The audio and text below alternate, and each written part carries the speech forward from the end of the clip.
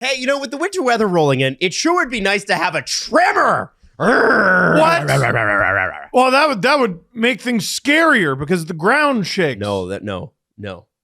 The Ford F-150 Tremor. Oh, I thought you meant the natural phenomenon. The Ford F-150 Tremor that is purpose-built to navigate any environment, from forest trails to deep desert sand to the Don Valley Parkway, Steve Dangle.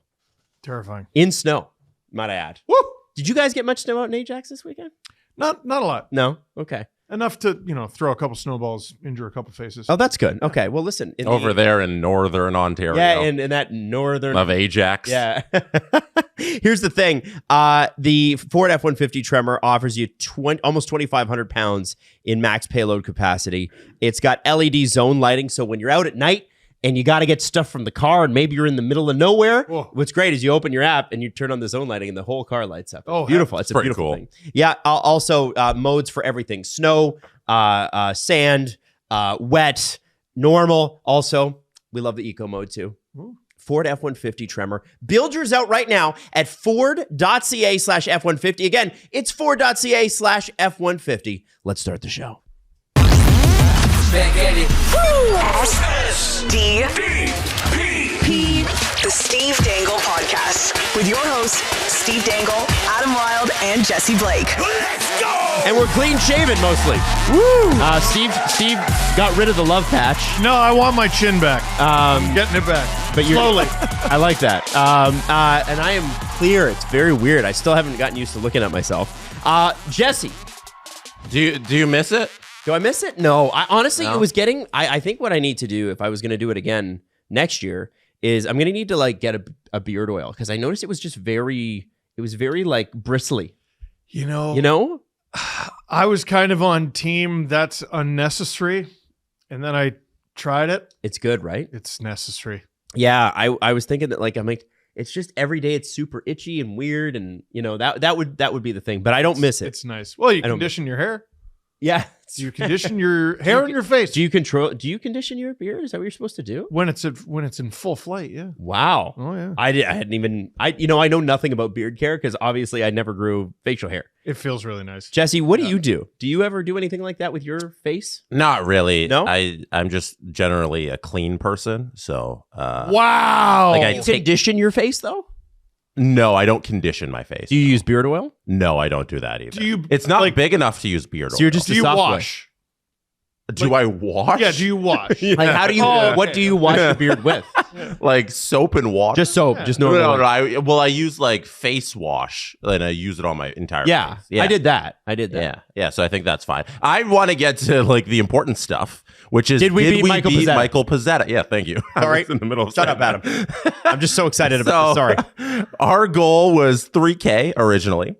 Michael Pezzetta had the exact same goal, and then he ended up raising his. Mm-hmm. So his goal at the end of the day was $5,000, and Michael Pezzetta hit that on the nose. 5,000 ended with $5,000.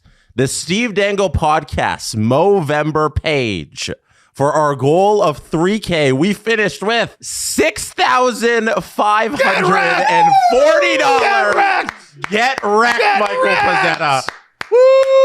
Hey, we can say that we fought Michael Pezzetta and won. Yeah. Bing, won. Bang, boom. Got him. Take that, Pezzetta. Go. Take that. That's amazing. By the way, that's pretty cool. 13,713 raised since 2024. So the 2 years we've done it. That's pretty great. We're heading impressive. Towards the Hall of Fame marker. Well, the Hall of Fame marker is $100,000, right? I think we can do it. You think we can? Yeah, it's going to take us. We can do it. Yeah, we can do it. They do have Hall of Famer guys. Like, yeah, like a whole thing on their wall at the Movember headquarters. Jesse and I were there. Shout out Tim. Tim, one of the big Hall of Famers, a listener of the SDP, huge Movember raiser every single year. He is a Hall of Famer. He's a nice guy too. Yeah. Really. So nice are guy. we. Like, we're great. Yeah. Look at us. I just want to say thank you to everybody for donating. Obviously, we understand where the economy's at. We understand that nobody's got any money. So the people that did donate, whether it was $5 or $50, and I saw so many ranges of donations, just want to say how much we appreciate you. Thank you. Pretty flippin' awesome to be able to raise that much. And we did Easter seals, and we asked for your money, and you donated it. We did Movember, and we asked for your money, and you donated it. Moving on to the next thing. No, What we're is not it? asking for We're not. What is it? Not What are we asking. doing? Oh, I'm taking a break from asking. Ah. Now, I wanted to start today's hockey coverage with a shout out. Because the shout out, Julian and CJ sometimes leave their stick tacks and finger wags or whatever they call it, Cross checks. I know. How dare you? What is happening? Imagine I'm going to do my week's They're finger wag. tut. Why I oughta. Yeah, they're why out. They usually leave them for the end of the show. I think sometimes you got to start the show with it. And it is today, Kyle Palmieri. Man. With one of the plays of the year on one knee. Now, if you missed this, Kyle Palmieri took a bad fall after a hit, and he snapped his ACL. And he didn't know at the time that he had snapped his ACL. But he knew that he was hurt and his knee wasn't working properly, but still managed on his way to the bench to grab the puck and make a really, really good play and set up a goal. So he got an assist. Yep. And based on what we're hearing, it's a 6 to 8 month recovery. So that was his last shift of the season. Basically, yeah. Yeah. And I just If they want to make say it to the Stanley Cup final, maybe. that's a man. Oh, my God. That's a man right there. Yes. Unbelievable stuff. The Islanders have a brand, and it is ironclad, and he fits it beautifully. Kyle Palmieri, man. You'd never know. No. It's almost like with his hands, he's like, I'm going to put everything I have into this because I know it's my last shift of the season. Yeah. And it was actually a beautiful pass. You backhanded, gorgeous. But he's one of the league's oldest players. He's 35. This, who knows? That could be it. I don't think that'll be it. I don't think it is, but who knows what percentage he comes back. What I'm saying is he's missing dozens and dozens of games when he doesn't exactly have a ton of games left. Right. So that was a crazy play from a really kind of unheralded player of his era. Absolutely. Really good. And it's not only he's injured and he's going to the bench with his torn ACL. He steals the puck. Yes. Yeah. It's not just the pass. Yeah. It's he makes a play on it. It's actually incredible. And yeah, shout out him. I thought for a second this was Wednesday and this was our fourth performance of the night. It should have been, but it's a Monday, so we're not doing that segment. So who wore the crown? yeah, two wore the crown. So here he is down on the ice with a literal torn ACL, and the puck goes up the other way. For anybody listening, we're showing the play happening right now. So the puck, the play is going the other way. Philly gets it. They're going up ice. They backtrack back to their own zone, and they're not suspecting that there's a random man behind them waiting to steal the puck. Right, because he's well down offside. and injured. Yeah. Well, and the reason that offside, but the reason it's not offside is Right. because Philly brings it in. Exactly. Because yes. they're just like, oh, let's cycle back, let's make a play, let's break out. And then Palmieri comes from behind to the unsuspecting Philly player, takes the puck Give me from that him, shit. Which is amazing. he does a little stick lift with a torn ACL, and then he delivers the assist here for the goal. And that is one hell of a way to end your season. God amongst men. Yeah. That was awesome. That's cool. That's a man's play right there. That's how you go out on the season. And the Islanders have been a surprise this year. Obviously, they're not a perfect team. While the goal is being scored, he's being helped to the locker room. That's Yeah, a he crazy probably doesn't visual. even know. The goal graphic is there's 4 trainers helping him off the ice. Look at that. Actually, it's 6. They're all gathered around him like the Last Supper. Look at that. We may never see something like that ever again in our lifetime. No. That could be a 1 of 1 for hockey. Yes. Yes. I need a doctor to tell me how insane that is. Actually, no, I don't. I saw him not be able to skate. He could have just laid there and just had the shift be done. Yeah. Nope. No, it kind of goes to show the Islanders have, I think, surprised a lot of people, myself included, this year. I think they've surprised themselves. I don't think with the new GM coming in that they were expecting to be, just slightly outside of the wild card right as December 1st hits, but here we are. And, strong defense, really great goaltending from Big Save Dave, who hates that moniker. I don't know why. Does? Yeah, he doesn't like it. Shut up, Dave. Yeah, Dave, you're Big Save Dave. All right, just be Big Save Dave. All right, BSD. Pittsburgh right now is in the second wild card spot with 29 points. They've played 24 games. The Islanders are right there with them. Only they've played 26. So I'm surprised they're on the outside, to be honest. Like, they've gotten some crazy. I mean, Matthew Schaefer is the one everyone knows about. Like, he's gonna win the Calder in a runaway, I'm pretty sure. But like Bo Horvat, I keep bringing up. Every time I look, he scored. Yep. And like some of the league's top producers are not going to be at the Olympics. Yeah, it's kind of insane. Bo Horvat's one of the, like, there's a conversation of guys who everyone's like, they better be on this Canadian roster, and they might not be. And Horvat's not even in that conversation. Yeah. I'm seeing more and more Americans go, they're not actually going to leave Jason Robertson off, are they? And they might. I mean, Bill Guerin said last week, he was like, well, this isn't like Pee Wee. You don't just pick the players that are playing the best at the moment. No, but what about the players who score all of the time? You know? Simply, I don't need them. What if I don't need 6 million Tage Thompson to score 40 goals for me. He was Thanks. incredible last year. Yeah. Didn't make it. He's doing better this year. Might not make it. And Tage, yeah, he's another one. Yeah. It's crazy. Yeah. So anyway, Palmieri, big shout out to him. And I want to move on to this because I think this deserves a shout out. Josh Yohe tweeted this. Sidney Crosby, age 38, now on pace for 53 goals this season. Go off. I was about to say go away. Nope. Never want to go off, King. Yeah. He just, so he, out of Ovi and Sid is the playmaker, right? Yes. He just passed Dave Anderchuk for 15th in goals. Yeah. And he's just going to keep climbing and keep climbing. He's ridiculous. Yeah. To still be scoring at this pace. We all expected it of Ovi because he just sort of became this marvel. But the fact that like Sid's goal scoring has kind of gone up and down throughout his career. Yep. But his points stay the same. I hope people fully appreciate who he is. And like, I just feel like there's maybe an age of person who doesn't quite get it with him. Like, he went away for a while too.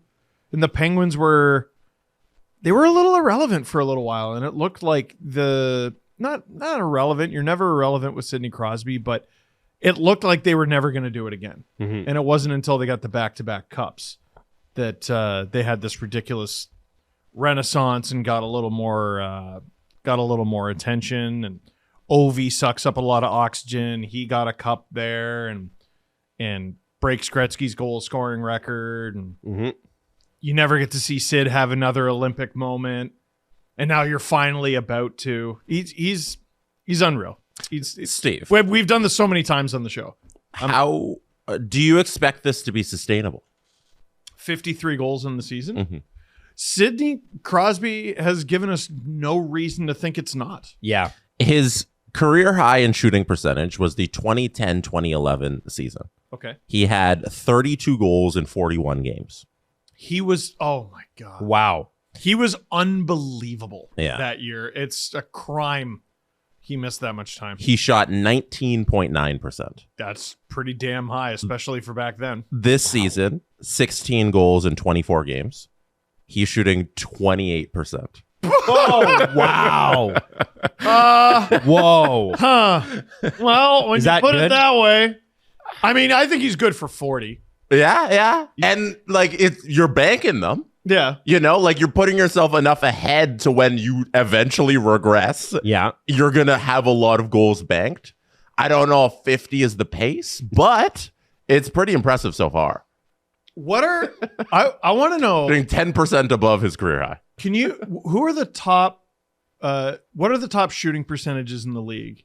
And can you adjust it for like minimum 50 shots? I can do that. Okay. Morgan Geeky is going to be up there. Yeah. because there's somebody who is also shooting the shooting lights out 30%? right now. He has 20 goals in 27 games, and he's shooting 28.6%. Yeah. There's another guy, like not even on the outside of the Team Canada conversation. He's the top goal scorer in the league.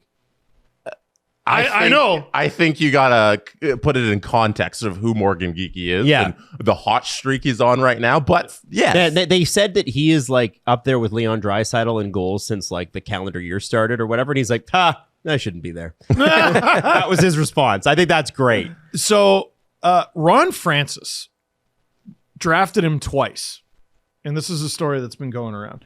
He was drafted in the 3rd round in 2017 by the Carolina Hurricanes. And then when it came time for the expansion draft, Ron Francis was with the Kraken, and he drafted him in the expansion draft. Then he let him walk as a restricted free agent, did not qualify him. He has gone on to 3 seasons in Boston of 17 goals, 39 points. Wait, did he ever play for Seattle? Oh, yeah, he played 2 full seasons. 2 full seasons. Okay. This is the thing. His first season with Carolina, he had 3 goals and 4 points in 2 games. Mm-hmm. And you're like, whoa, here he comes. Then he gives you 3 goals in 36 games. 7 goals in 73, 9 goals in 69 with the Bruins.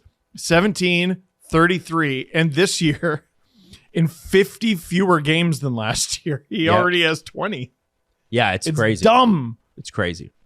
all right. It's stupid. You ready for shooting percentage stats? Give it to us. I'll give you a bar. So these people in context. Ovechkin's career high in shooting percentage came in the 24-25 season. He shot 18.6%. Last year? That was last year. Ridiculous, because he scored 44 goals in 65 games. He's absurd. Austin Matthews, 0.1 off. His career shooting percentage high was 18.7 in the 23-24 season. Wow. That is the 69 goal season. So 18% in the high range is like, hey, that's a greatest lot. goal scorers of all time. They're shooting that on their best seasons. Currently, shooting percentage leaders with a minimum of 50 shots. Morgan Geekie, number one. Of course. 28.6%. Matt, you can throw this I'm one up. surprised that's it, honestly. Sidney Crosby is second. Wow. At 28.1%. Oh, that's Logan Cooley is 3 at 26.4. Not injured Logan Cooley, by the way. Right. Tom Wilson is 4th at 26.3. Marty Nietzsche is 5th at 24.5.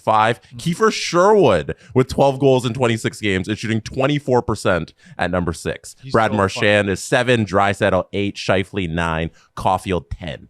The thing about shooting percentage is oftentimes it doesn't carry over year. So like a Kiefer Sherwood, I would expect that to regress down to like a 10 or a 12% next year. But sometimes it carries through the entire season. Right. Yeah. And so if you're going to get a guy like that, it might be worth it to just get him because he's got the magic this year. And, you know, the one thing you got to be careful with a Kiefer Sherwood is, are you getting Matt Bolesky'd? Right? Yeah. Well, is this a run or is this who you are? if you get Kiefer Sherwood, like I don't trade for the player he is now. I trade for the player he was last year. Which is a pretty still damn good really player. damn good player. Yeah. 19 goals, and I think he led the league in hits by a forward. Yeah. At minimum. That guy can play for my team.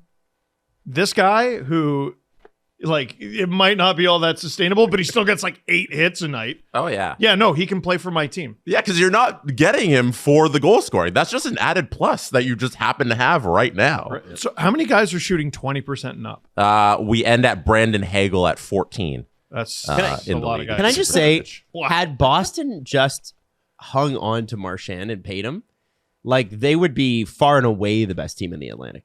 Like I know they already are close to it. Like the Bolts are on an absolute tear, but like seeing him up there, he's in what 7th, I think, in shooting percentage. Yeah, he's shooting 23.4%. He's got 15 goals in 23 games. Yeah, he's gonna put up 30. Like he's got enough bank where he'll put up 30. It's insane. That's crazy. Yeah. Long Guy term, his age. it's still probably the right idea, but listen. I'm also mad about it because it essentially won the Panthers the cup, and maybe did. Yes. maybe 100%. without that third line, the Leafs get by them. Maybe. Probably. Oh my God. That's that the thing Leafs' was- biggest mistake ever, is not paying the Carlo price for Brad Marchand.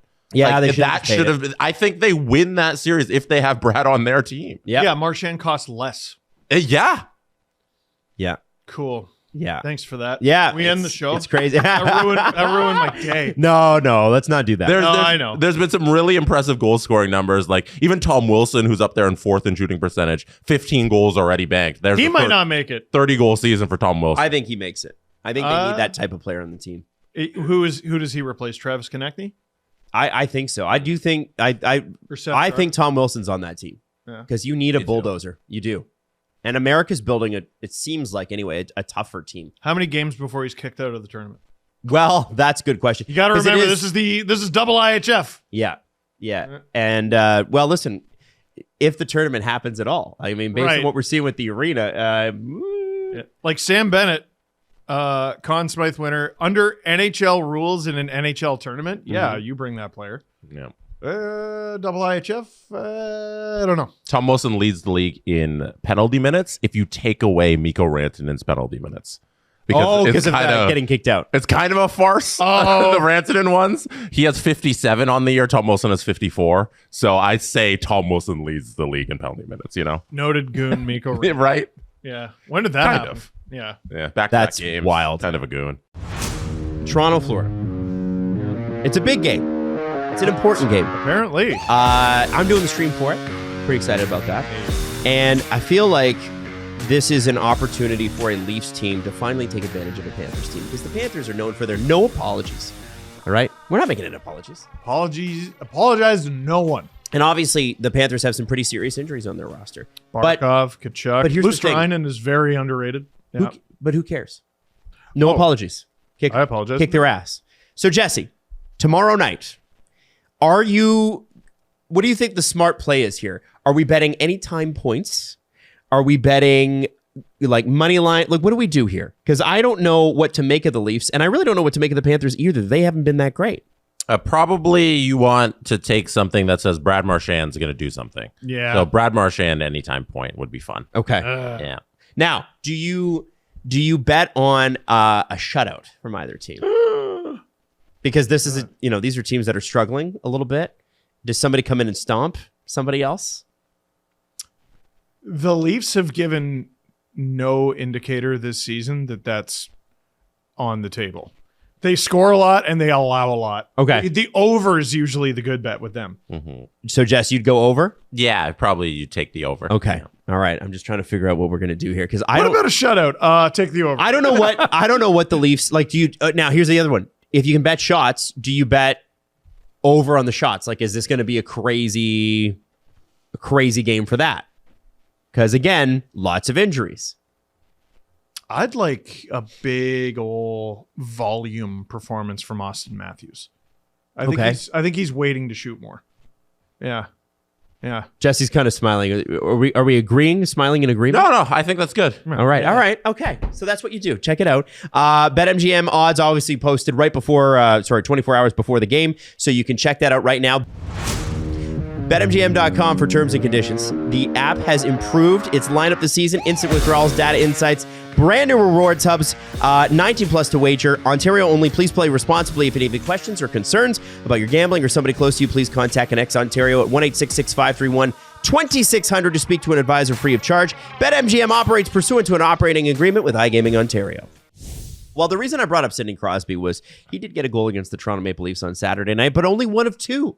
In a rare game where the Leafs allow less than 3 or 4 or 5 goals, Saturday night, after a really not great Friday night, the Toronto Maple Leafs on the second half of a back-to-back actually won a game. And I want to talk about the two games this weekend because Toronto had a 2-0 lead over Washington. They blew it, and they blew it in the most Leaf style possible, which is just terrible defensive coverage. And it's so funny because on Saturday, I thought their defensive coverage was just as terrible, but Dennis Hildeby stood on his head, and no, they got pinned and pinned. They got pinned a few times, and Pittsburgh did nothing with it. That's where they got lucky. Well, or it's Berube hockey. So this is what I was struggling with because the Penguins were, I mean, let's just say it, very unimpressive on Saturday night. I mean, listen, beware of October teams, man. Well, beware.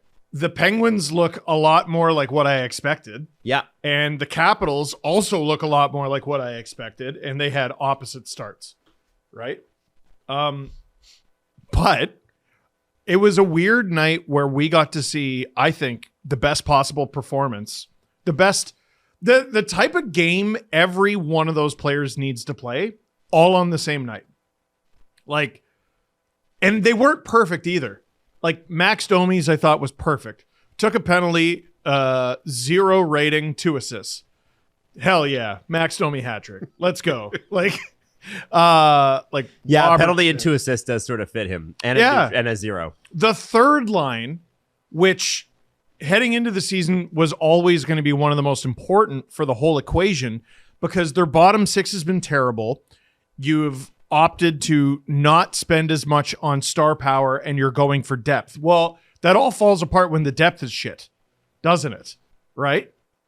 And it was shit on Friday. Yeah. And Watt, Joshua, McMahon all get goals, all look great. Joshua in particular against the Penguins. And he sat the previous game. He did. I have to tell you, I think Matthias Michelli's days are numbered here. Oh, yeah. I don't think, like, when you saw... Yarncroke, too.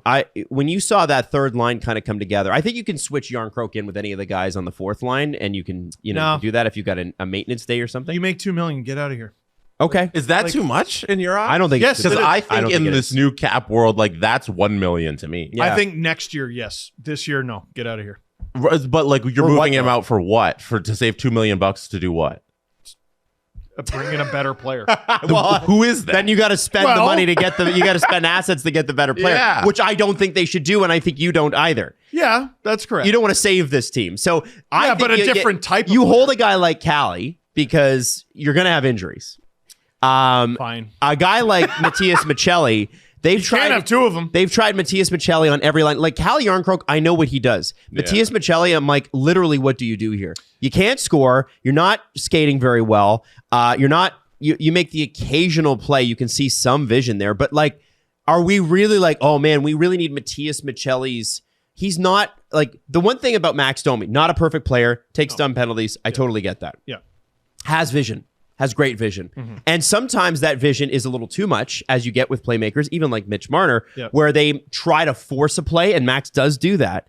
But I look at Matthias Michelli, and I'm like, it would be nice if you attempted one. Mm-hmm. I don't know what you do here. He's playing way too safe, and he's gotten tighter and tighter as the season has gone. At the beginning of the season, it looked like that was a guy, right? I still think he's a guy. I just don't know if he's the right guy for this team. The asset you paid for him kills me. Third round pick is so much. That for this goes player. to a second, by the way. Does it? What are the conditions? I think it's like if he scores 50 points, which they are not in danger of. Upgrades to so it's a 2027 third, and it upgrades to a 2029 second if Toronto makes the playoffs this year and Michelli records 50 points. Well, he's not going to do that. I think you're good. You're safe. I think we're good. Yeah. You're safe. I think you're good. Yep.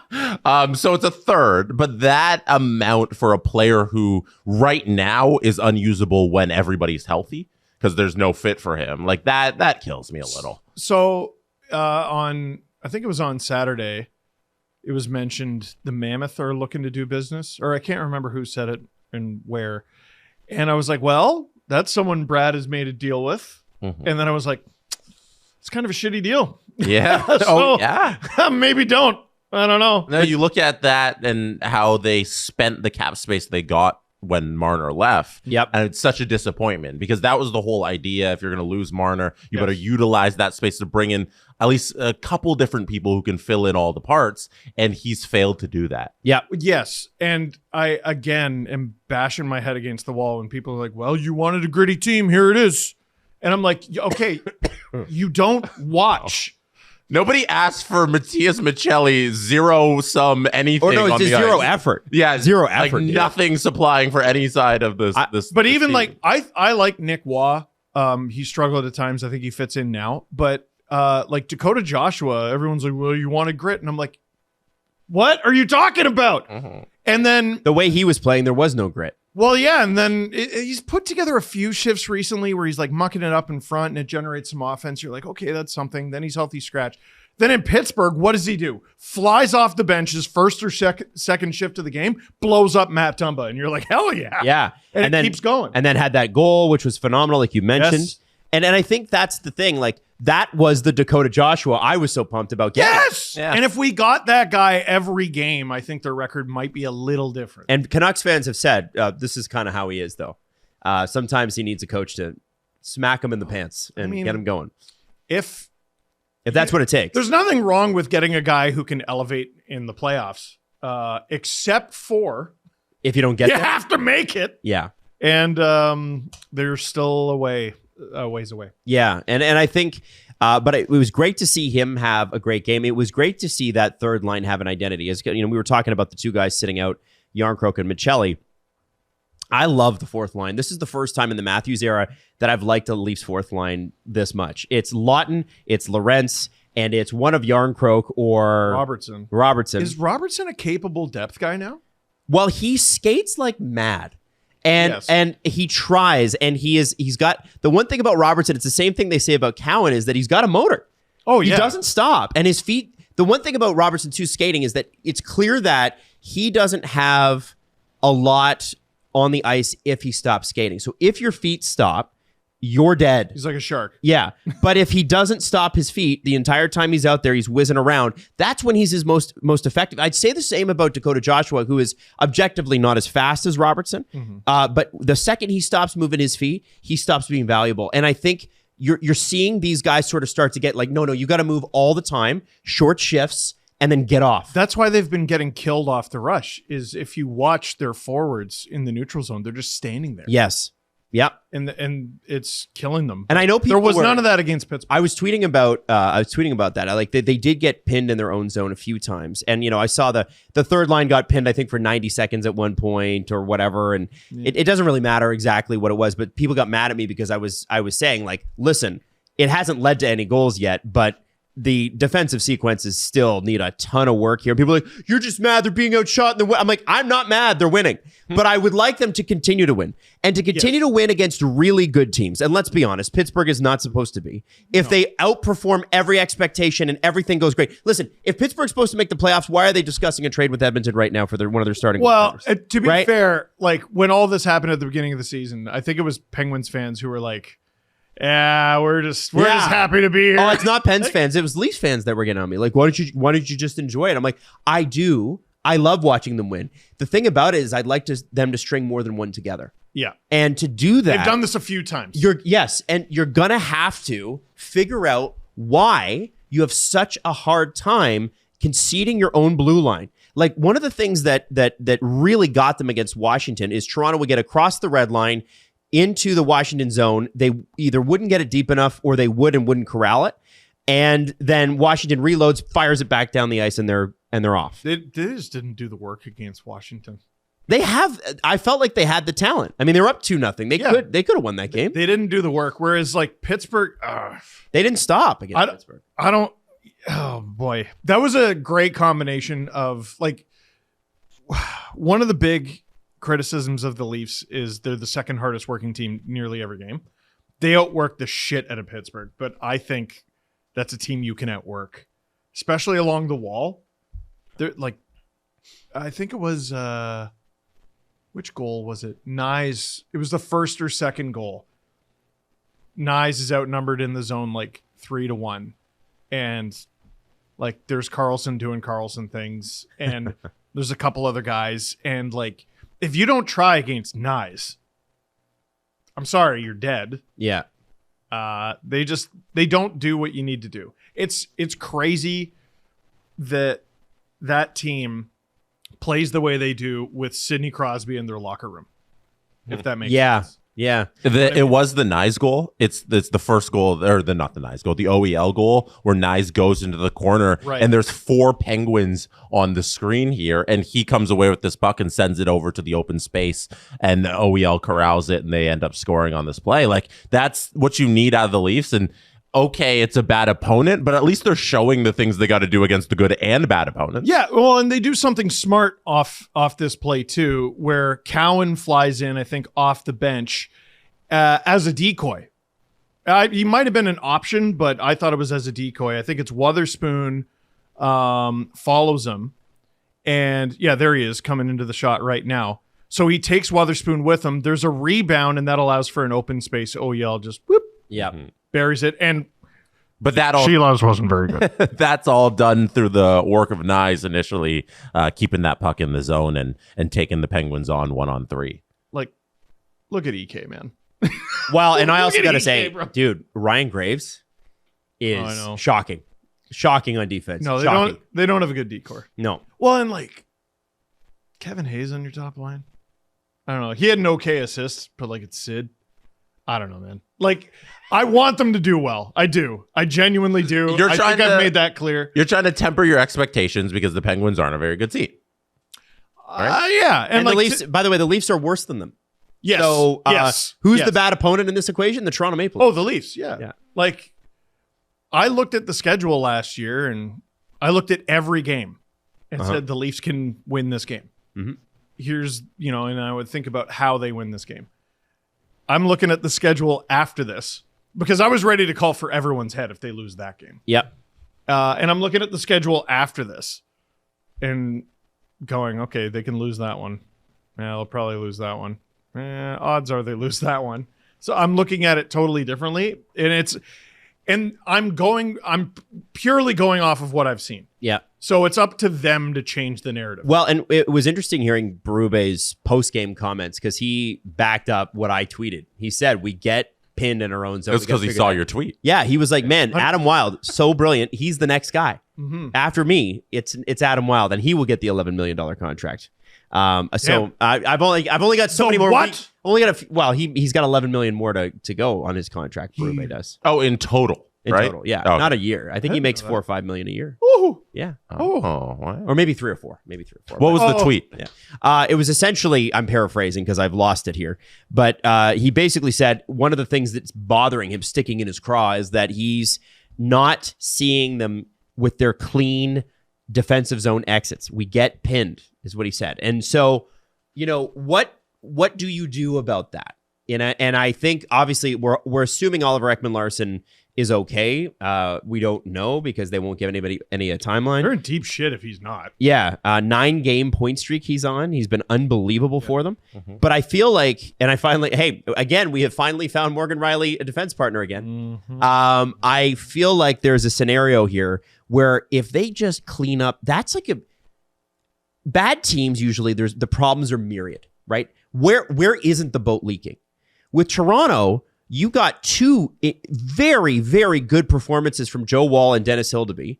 You're not even worried about Anthony Stolarz coming back because Hildeby looks really good. Hildeby's a guy. He is a guy. He's a guy. That's an NHL goalie. And you're scoring goals again. Austin is performing again, which is key. Matthew Nyes, I think, is one of the league leaders in 5-on-5 assists, which is insane. It's weird. Like, I don't know. It's not like Austin scored the lights out this year. Yeah, I don't know if he's like this great playmaker, but he just does things that gets him in the mix. He digs pucks out like Hyman did, right? Yeah. And that leads to assists too. You don't have to have Mitch Marner's vision to create assists. Right. I think if they could clean that up, they're going to win 75-80% of their games the rest of the way because you got strong, sturdy goaltending. You got scoring. Number. Well, they're among the league leaders in goals for. Like, you can't tell me that it's not there. It is there. But I just, for me, it's always been between the ears, right? They have 84 or 85 goals. The only teams ahead of them are the Canes, which is surprising because it's the Canes. Them and Calgary spat in the face of hockey last night. Yeah. So the Canes, Capitals, Ducks, Stars, and Avs are the only teams that have scored more goals than the Leafs. Man, that's it. I look but they're at them among the paper, league, the bottom 5 teams in goals allowed. I look at them on paper and it's still not making any sense. No, it's not. Listen. I want this to be good. I'm dying for it to be good. Jesse's laughing at me here. You guys are really trying to will this thing. Yes, I am. I'm coping hard. I don't think it's a bad hockey team. I don't think it's division winning at all. And I think when you look at the team and what they've had to put out there in terms of lineups because of the injuries and how they've played, I think that is the reality of this team. But I also don't think they're 30th in the NHL. Where they were. Are they a playoff team in your mind? Like a low-ranking playoff team? I think they're fighting for 7-8 spots. Like they're somewhere between 7 and 10. They're not playing like it, but yeah, absolutely they are. Which is why, I'm flabbergasted. I don't get what we've seen. this year. I don't. They got to string a few of these together, man. They got to have. When was their last good week?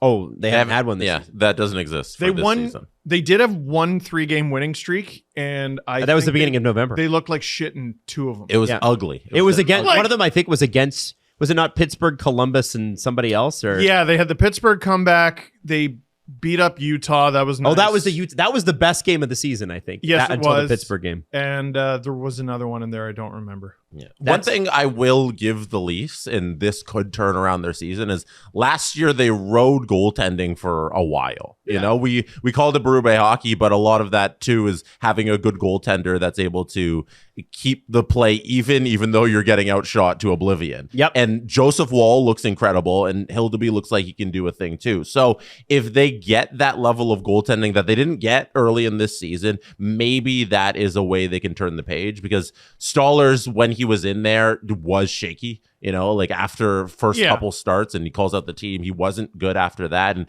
who knows how long he's going to be out, because he hasn't been on the ice, and it's scary. Dregs asked and said specifically this morning on TSN radio that he was given 0 timeline, and that it's going to be a while. Yeah. So whatever happened, he was playing injured. Smart money is he returns to form, but like, who knows when? Yeah, and when he initially went out, it was day to day. Yeah, it was supposed to be, you'll miss a couple games, he'll be back, and now it's like looks like it's gonna be months long. So there was a Mike Stevens tweet responding to, they don't think Oliver Ekman-Larsson's injury is serious, and he's like, this is code for Oliver Ekman-Larsson is dead, because they're giving they're giving you nothing. But I do you remember, what was it? One of our live shows, must have been the Rec Room one, where I made the case that it was early on when they still could probably do things. I made the case that one of the parts of this team, one of their ethos that the Maple Leafs have this season, is they have good goaltending. Yeah, and they've kind of been that over the last couple of years. We have really stellar goaltending, and then everything fell off a cliff. Jesse, you're not making the connection. The Seattle game was that night. That was the game. Yeah. That was when it was that night ran over Stolarz. Yeah, so we did it. We cursed them. I asked for a season-defining game. You got one. And I got one. They didn't defend their goalie, and like they're still recovering. In the opposite direction, you got it. Yeah. Yeah. Whoops. So that wasn't quite what I had in mind. If they get back to, hey, one of the hallmarks of our team is we have some of the best goaltending in the league, the team can easily make the playoffs. Yep. You know, that's what they had last year. Stolarz was amongst the league leaders in save percentage. If you have 2 goalies playing out of their mind, it's hard to miss the playoffs unless you're last year's Ducks. But like usually it's a very good sign. It might be that simple. And I got to tell you, last year's Ducks weren't this bad. No. Right? So who used to say hockey should just be called goaltending? Jeff Merrick. Yeah. They should be called goalie. Goalie. Well, yeah, and we talk about like maybe this is Berube hockey, they have a good goalie, whatever. Show me any Jack Adams Award winner and I'll show you a Vezina caliber goalie. Oh, yeah. What I would like to know is did we have goals save above expected stats for Binnington's season?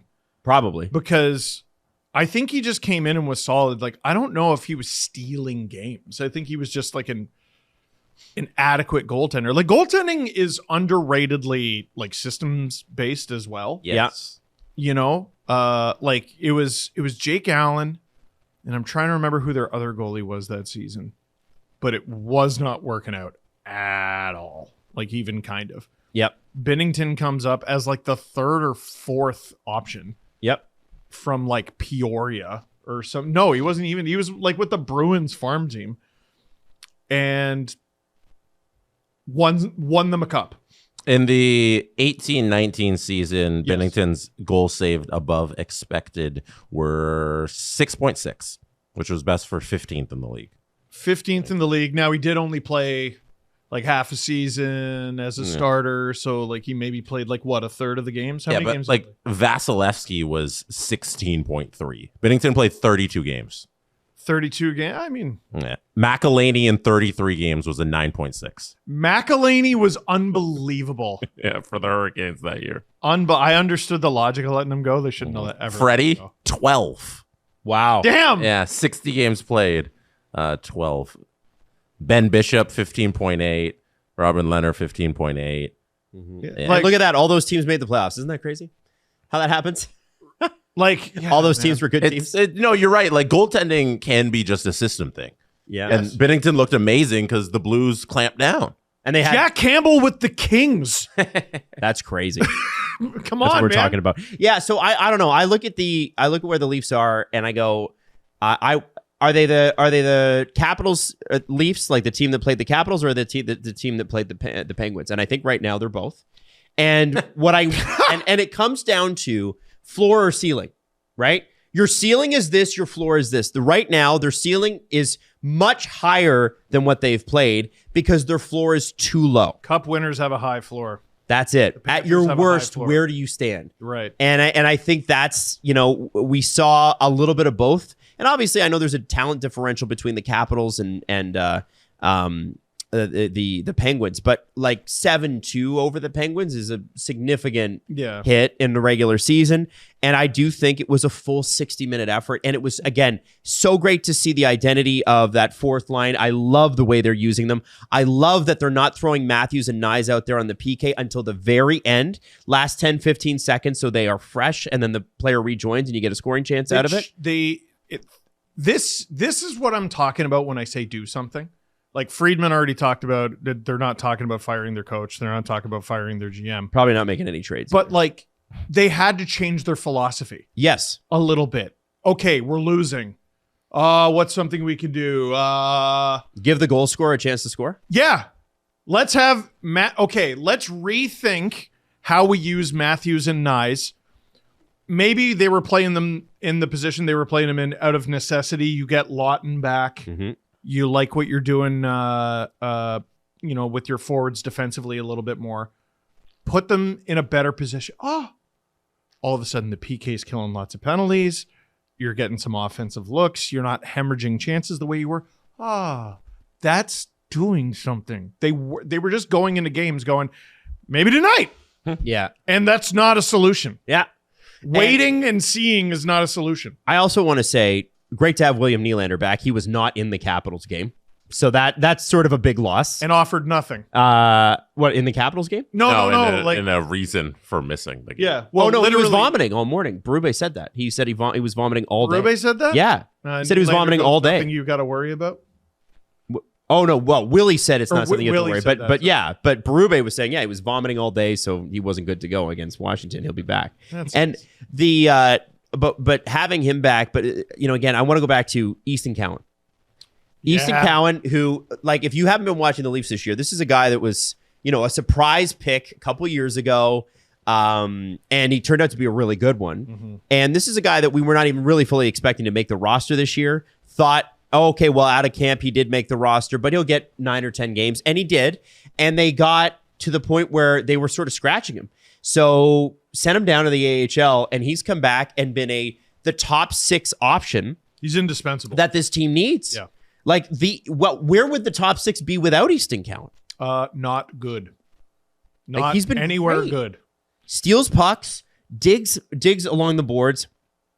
I think a great compliment for John Tavares as well, because Tavares now has 2 very quick wingers, which is really important. The reason they kept putting Bobby McMahon with him is that, John is not the most fleet of foot player. No. And so in previous years, you want to have him with faster players so that the line doesn't slow down too much. You got William Nylander on one wing and Easton Cowan on the other. You're good now. I'm very interested to see how Domi does in the first line, because I think it might not be long before that's Cowan's job. 2 assists, not good enough for you? Well, I mean, it sort of shows you where the Leaf season is at, where he was first line, healthy scratch, first line. Yeah. Right? But I hope he works. There's proof of concept there that it can work. But if it doesn't, like, Willie and JT, I think, are perfectly capable of handling another guy. Throw Cowan there. Why the hell not? Mm-hmm. Well, I think I like the Domi thing right now. I think too. You need somebody to dish to Matthews. Get that man a puck. Yes. With Cowan, his underlying numbers are also supporting how good he's been. Obviously, anytime you get to step into a position with Tavares and Nylander, you're in a good spot. But if I look at the other guys they've put into that position in the last 2 to 3 years, so that's been Calle Yarncroke, Bobby McMahon, Nick Robertson's been there a lot of the time. Michelli was there. They did try back in the day Tyler Bertuzzi there until he found his spot on the first line with Matthews. that line seems to have found itself. So now we've got an identity for the fourth line, an identity for the third line, which, looked really good. I hope they can continue that. The second line's looking strong. Matthews and Nyes are coming on here, but that Domi, Matthews, Nyes line, which was supposed to be the thing, guys, it's going to need a few games to work itself out, right? Matthews is being held to a really, really high standard, and that's because he should be. Yeah. He's Austin friggin' Matthews. But I think they're too down on him. Mm-hmm.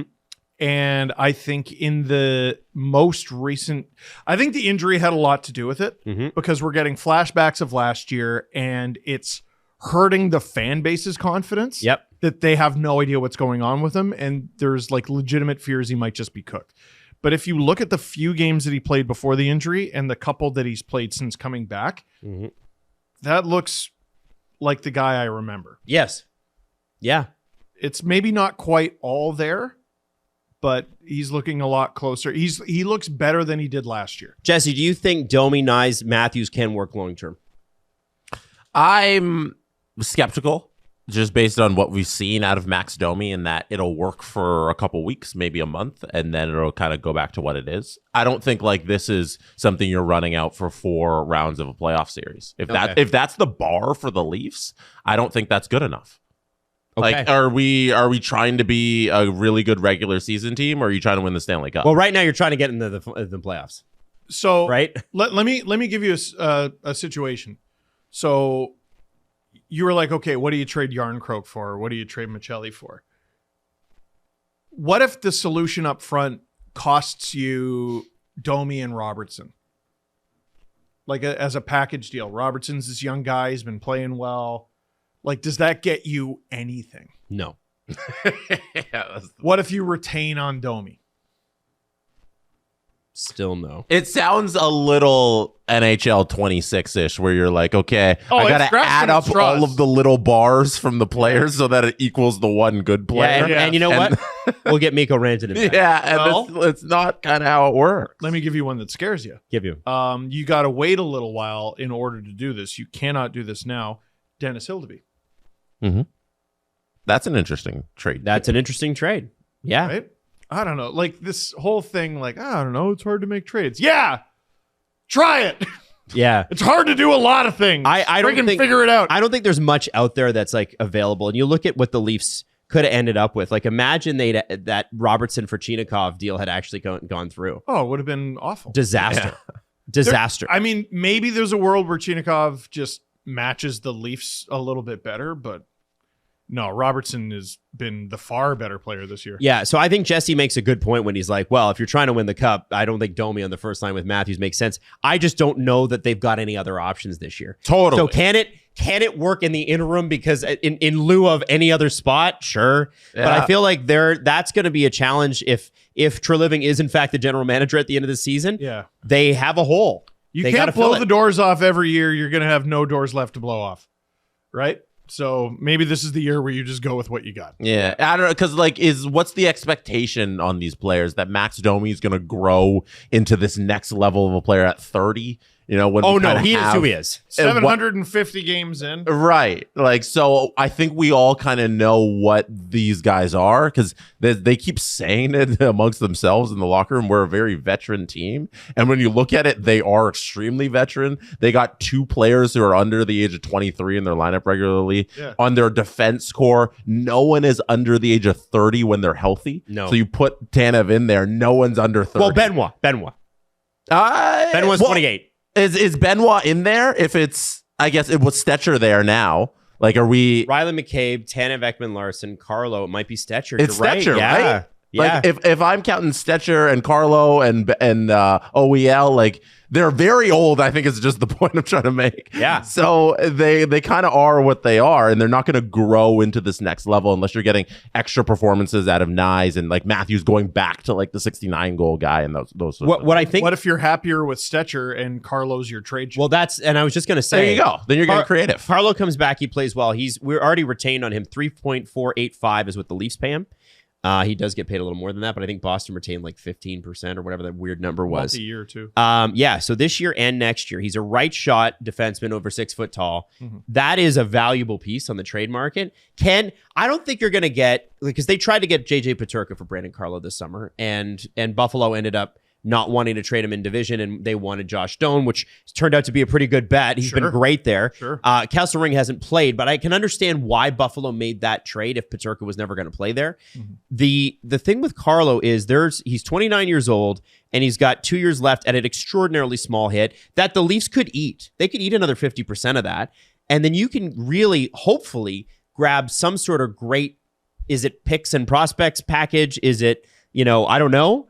I don't think it's a 1-for-1. Like, I don't think you're getting Brandon Carlo and then you're going to go fill whatever Matthews needs on his wing. But can you get something for Brandon Carlo that, along with some of the other assets you have, that you package into something parlay else? into something else? Yeah. With Robertson and Domi. Paterka would have been awesome. Oh, like there's a fix. Yeah, and he you know what? He wouldn't be on the cold streak he's on right now because he's on an ice cold streak. Isn't this conversation better than, I don't know what they'll do. You can't do anything. Yeah. Oh, I don't think we just sit here and say that. No, I know. It'd But make for a bad podcast. it's what I keep hearing. Like, I was heartened by Elliot during headlines. He's like, well, they're not going to fire the coach. They're not going to fire the GM. I'm like, yeah, they're stubborn. I get it. But then he goes, they're looking to do something. And someone tweeted me, they're like, they saw your LFR. That was just called do something. My plan was, if they went on a losing streak, to just name every LFR do something until they did something. I do wonder, I know it's not likely. I do wonder about what you could, you got to call Nashville, right? Every day, or it's negligence. And okay. Let's get goofy for a second here, because it's kind of fun sometimes to do this. All right. So Nashville's having a bad time. And Ryan O'Reilly apparently is worth a first pick and a prospect. Yeah. Okay. Yep. So you're not going to get Ryan O'Reilly. He already didn't want to be here, so you kind of already have your answer. Yes.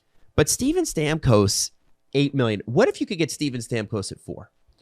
You would have to, if Barry Trotz was doing his job, I would do that, but it would cost you an absolutely exorbitant amount of everything.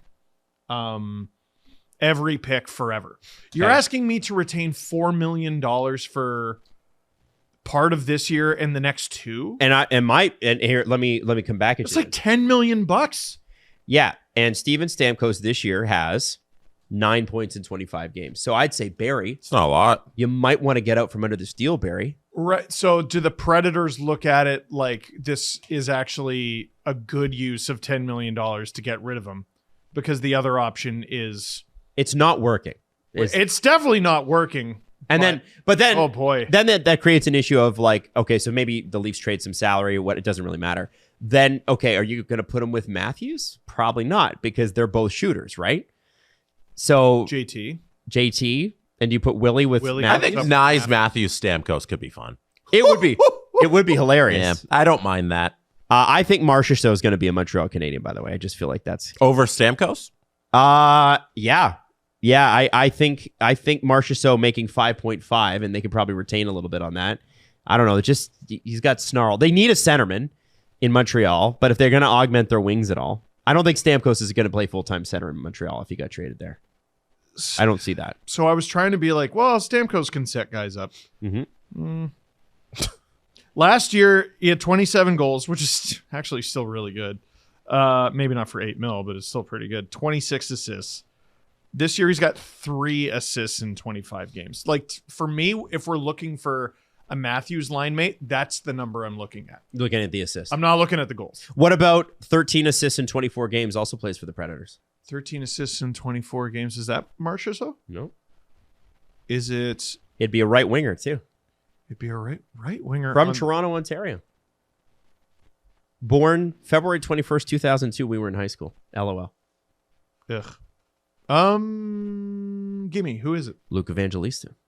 23 years old. They're shopping him. I don't think either side was thrilled with how contract negotiations went this summer. Apparently, it was like they were just like, for whatever reason, Barry dug it in, and then I think a guy that didn't need to be grinded. Well, evidently, the higher powers in Nashville finally stepped in and said, Barry, what are we doing here? And he's been great. And that's the GM. Yeah. But 4 goals, 13 assists, 23 years old, plays right wing. That is exactly the kind of player I would look to acquire, yeah. For an Austin Matthews type wing. Yeah, right? 1 for 1. Well, no. No, I'm kidding. Yes. Yeah, but that's exactly the kind of player I look to. A name I looked at and I went, would they? But I don't think it works is, who's on the Preds? Oh, you know where I'm Michael Bunting? Michael Bunting, baby. What is Michael Bunting up to? I don't know. Probably. I mean, listen, no one's stats look that impressive. 13 points in 25. Not bad. And that historically, he's about a half a point a game player with proof of concept that he can be even better than that. Mm-hmm. I don't know. But he's a left winger, Steve. He's a left winger. Do you put Cowan on the right of the Matthews line and then put Bunting and Tavares together? Try it. I'm sure you could get Bunting for next to nothing. I mean, we know Bunting works with Matthews. Yeah. But Keefe would always take him off in defensive situations. And I am trying to cook here. Yes. Right? The Preds aren't probably overly enthusiastic about his money, although they did trade for him last year. But that, if you go back and look at that trade, it makes no freaking sense. Yeah.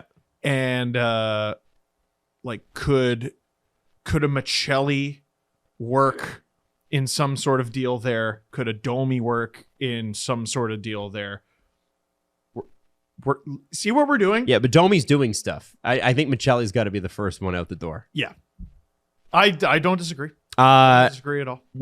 It's worth noting that Michael Bunting has never quite equaled the point totals that he got in Toronto. His first season, he had 63. Second season, he had 49. 23 goals both seasons. The highest he's gotten since then was the year he split between Carolina and Pittsburgh. You'll remember he was traded for Jake Gensel, and he had 19 goals in 81 games that year, 14 last year, and 5 each. 19 last year, and then he's got 5 this year. So never quite got to that same level. But Jesse, would you like a Michael Bunting reunion? Michael Bunting's going to be traded this season. He's a UFA at the end of this year, and he makes $4.5 million. They can retain for the rest of the season on him. They have so much cap space in Nashville, and Barry Trotz is never just sitting on his hands. He's always doing something. So he's going to be moved somewhere, and I don't think the price is going to be too high. I don't know if that's the fit in Toronto. It depends on where you are at the trade deadline. I don't think that's somebody you go and get now, unless you get him now to flip him later again. Right. Maybe. Case, which is something. Steve keeps asking for something. There's something. There's something. Can I reiterate how little this trade made any sense? Okay. For the Preds. So it was Bunting from Pittsburgh along with a fourth in 2026 to Nashville for Tommy Novak and Luke Schenn. Luke Schenn never played a game for the Pittsburgh Penguins and was traded to the Winnipeg Jets for a second-round pick in 2026 and a fourth-round pick in 2027. So essentially, the Preds paid a second-round pick for Michael Bunting. Mm-hmm. Why? As one of the last-place teams in the league, why was the purpose of that trade to get rid of Tommy Novak? What was the purpose of that trade? Man, why did they do that? Michelli Bunting makes so much sense because they're both two distressed assets the teams paid too much for that could use a change of scenery. And they make about the same amount of money. Let's cook here, fellas. This is a lot better than. This is a little more productive than do something.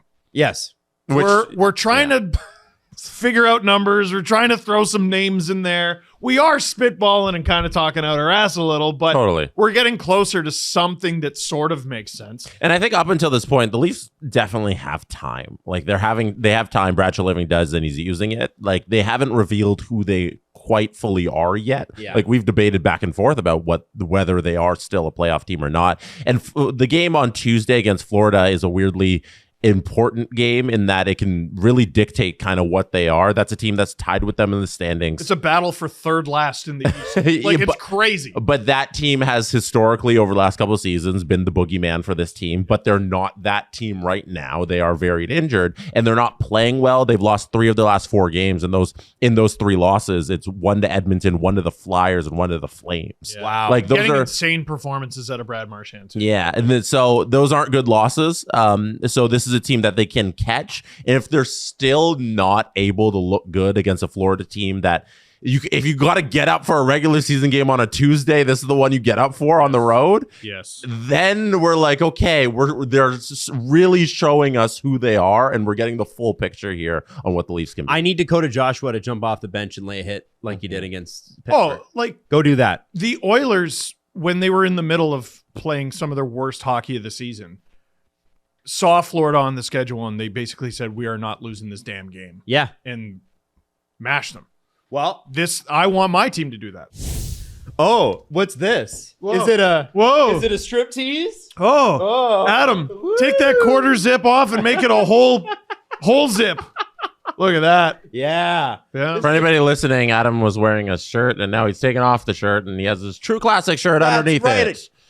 Thank you, Jesse. That's And hot. Yeah. Listen, I just want my just want my shirts to fit properly, and I don't want to pay premium prices for a t-shirt. Give me one of these.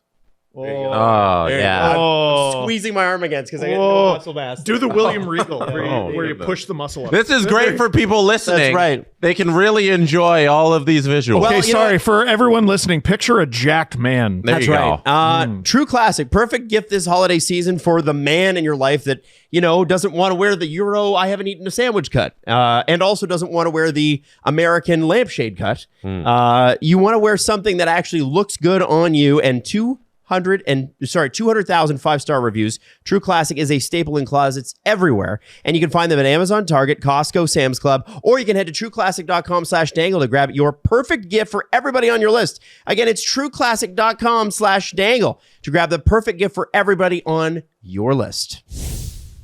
There is a rally happening. There is a late push happening for Team Canada. And we've been talking about it for a couple of weeks. Macklin Celebrini, Connor Bedard. And it looked for a while like Macklin Celebrini had the edge. And I just wanted to know if you guys saw Connor Bedard put up 4 points against my Anaheim Ducks last night and then chirp the bench on the empty net goal. It's very interesting that in particular, Team Canada and Team USA have put out either publicly or silently that they want guys with a little bit of FU. They don't want guys who just put up points. They want guys with a little FU. And Connor Bedard immediately woke up in a bad mood. And Tage Thompson, for the Americans, gets in a fight, like a slobber knocker of a fight. And I just think it's funny how.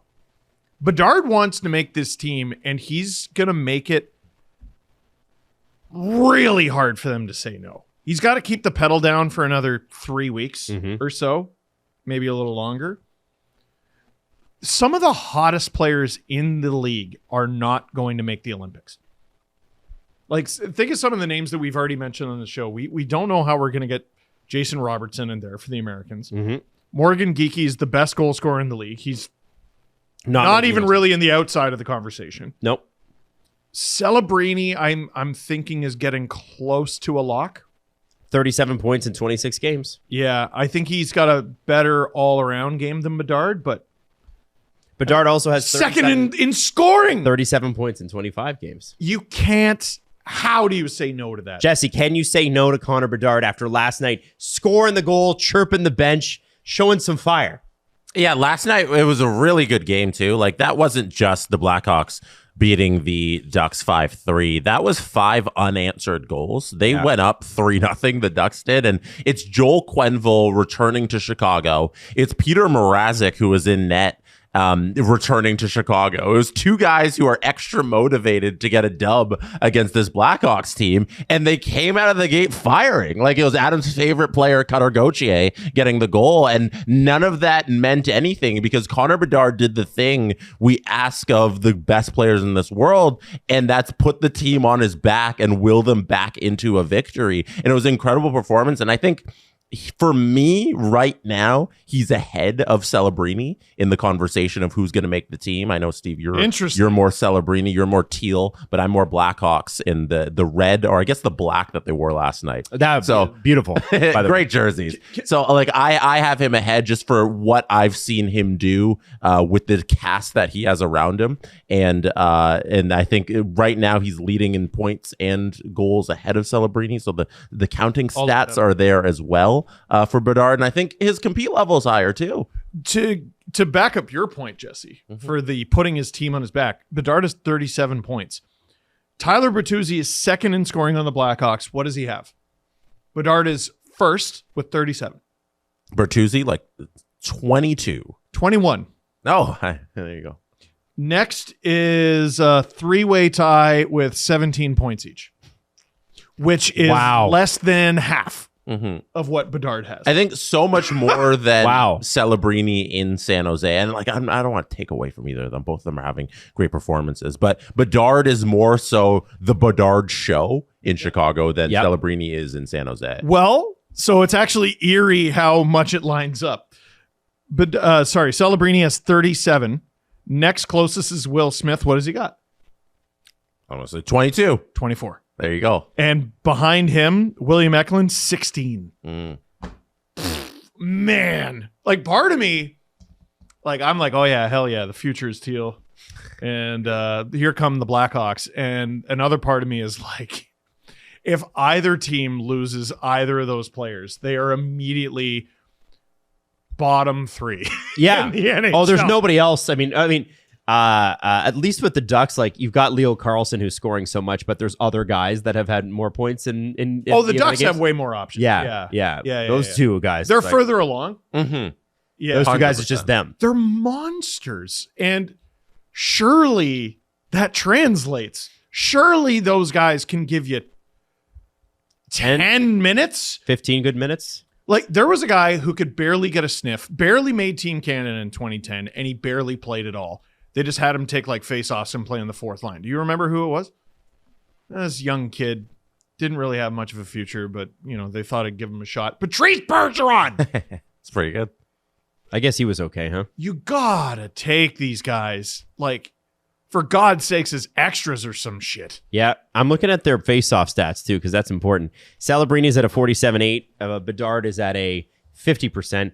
Play him on the wing. Are you even playing? No, I don't think their face-off stats matter at all, because the only way they're taking a face-off is this, the linesman's like, get out of there, Nathan McKinnon, Connor McDavid. They shouldn't. Sidney Crosby. They shouldn't be playing center. Crosby played wing at the Four Nation face-off. Yeah, like, that's a hallmark of a lot of Canadian teams. My entire life is they bring like 7, 8, 9 centers. Do it. I'm very interested in that. I thought that him chirping the bench, and obviously, like, it's one event in one game. I just thought about the moment from last season where he was sitting in the penalty box looking completely dejected, and it was like, there were people literally saying, well, maybe he's just not as good as we thought he might be last year. 12 months ago. Yeah. Guys. Oh, less. Oh, he was 19. Yeah, man. Like, it's amazing. I love seeing it. I love it because, you know, Canadian, obviously we're very excited. Of course. But beyond that, the switch over in his game specifically, I think Team Canada would be fools not to reward that. You'd be crazy not to reward that. These guys are, I mean, you're trying to win a gold medal this year, but they're the future of the program.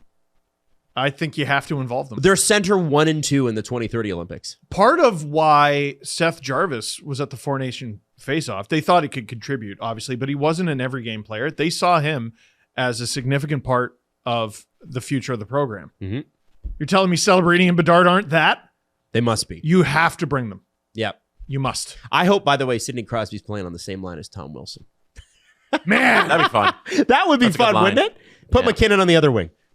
That would be fascinating. That's the kind of team that Canada can ice. I absolutely loved it. I don't know if you guys saw this. Roman Josi played 5 minutes and 15 seconds to end a game. It was the longest shift in team history for the Nashville Predators.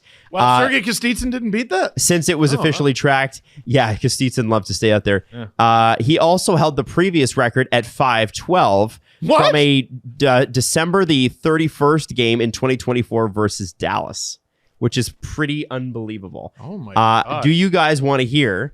I'm going to send this over to Jess. You want to hear Andrew Burnett on it? Because I always think it's fun to hear from the head coach on that. Of course. 5 minutes and 15 seconds to end a game is pretty unbelievable. Like, he did this because he thought it was a good idea or to punish him? Mike Keenan did that to Alexei Kovalev to punish him. Yes. I think in this particular case, what other options does Nashville have? Right? Well, who's that kid who's doing really well for them? Blankenberg? Yeah. You have other players, man. Yeah, but it's Roman Josi. Whatever. He's got that cool twirly mustache. Okay, how about it's November, or it was November when they played this game, and you don't want to kill your captain. Yeah, I don't think that was going to help them win this game against Winnipeg. Yeah. It's not Like, still what? hilarious. Like They lost 5-2. No, they were in it, Jesse. I'm sorry. Okay. Can Here's you Andrew please put Burnett on this it. face on the screen? The next words out of his mouth are going to be, fucking... That's what it looks like. Here's All right. Andrew Burnett on Roman Josi. Well, I think there's a bunch of icings, and then we pulled our goalie, and it usually gives us the best chance to score a goal. So I think it was really a fatigue thing. You know, I think there's probably 1, 2, 3, 4, 5, 6 whistles. So I don't really look into it all that much. Oh, that was underwhelming. It was underwhelming. And also... Well, so I thought I thought this was to close out a win. No. They lost 5-2. No, what I thought was interesting about it is he doesn't say what a warrior for us.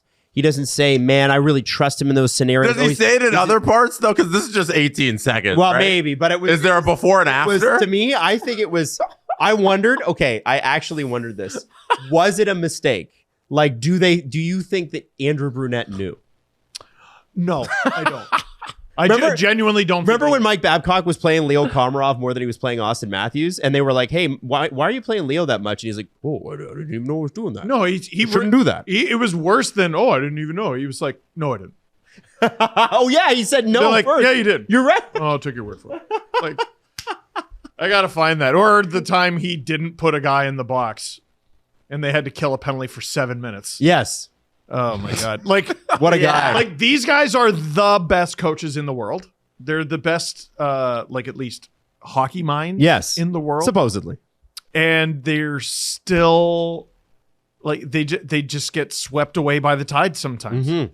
And I mean, you want to talk about a guy who's, like, completely drowning right now. It's Andrew Burnett. Like, what do you do? This guy won the President's Trophy. Like, you should look at the Panthers roster that he won the President's Trophy with. Mm-hmm. It's essentially the team that, like, there's a lot of parts of that team that went on to win the Cup and go to 3 straight finals. Yep. And look at the roster he has right now. Yep. I don't know. What do you do? What would you do? Yep. Fucking. Also, I think that's what he's left with. What do we got? I'm pulling up the shift chart from the Look at game that! to see the longest. Blankenberg was out there hold too. Oh, shut up, Adam. Shut up. Shut up! All right, Sorry. so Shut your Nick mouth! Blankenberg deserves some respect too. Played 3 minutes and 39 seconds or ish. 30. What was that? Something. Over 3 minutes consecutively as well. Why'd he come off with 21 seconds left? You lazy piece of crap. Yeah, you know what? Wow. Used to stand in and really gave up at the end of the game there.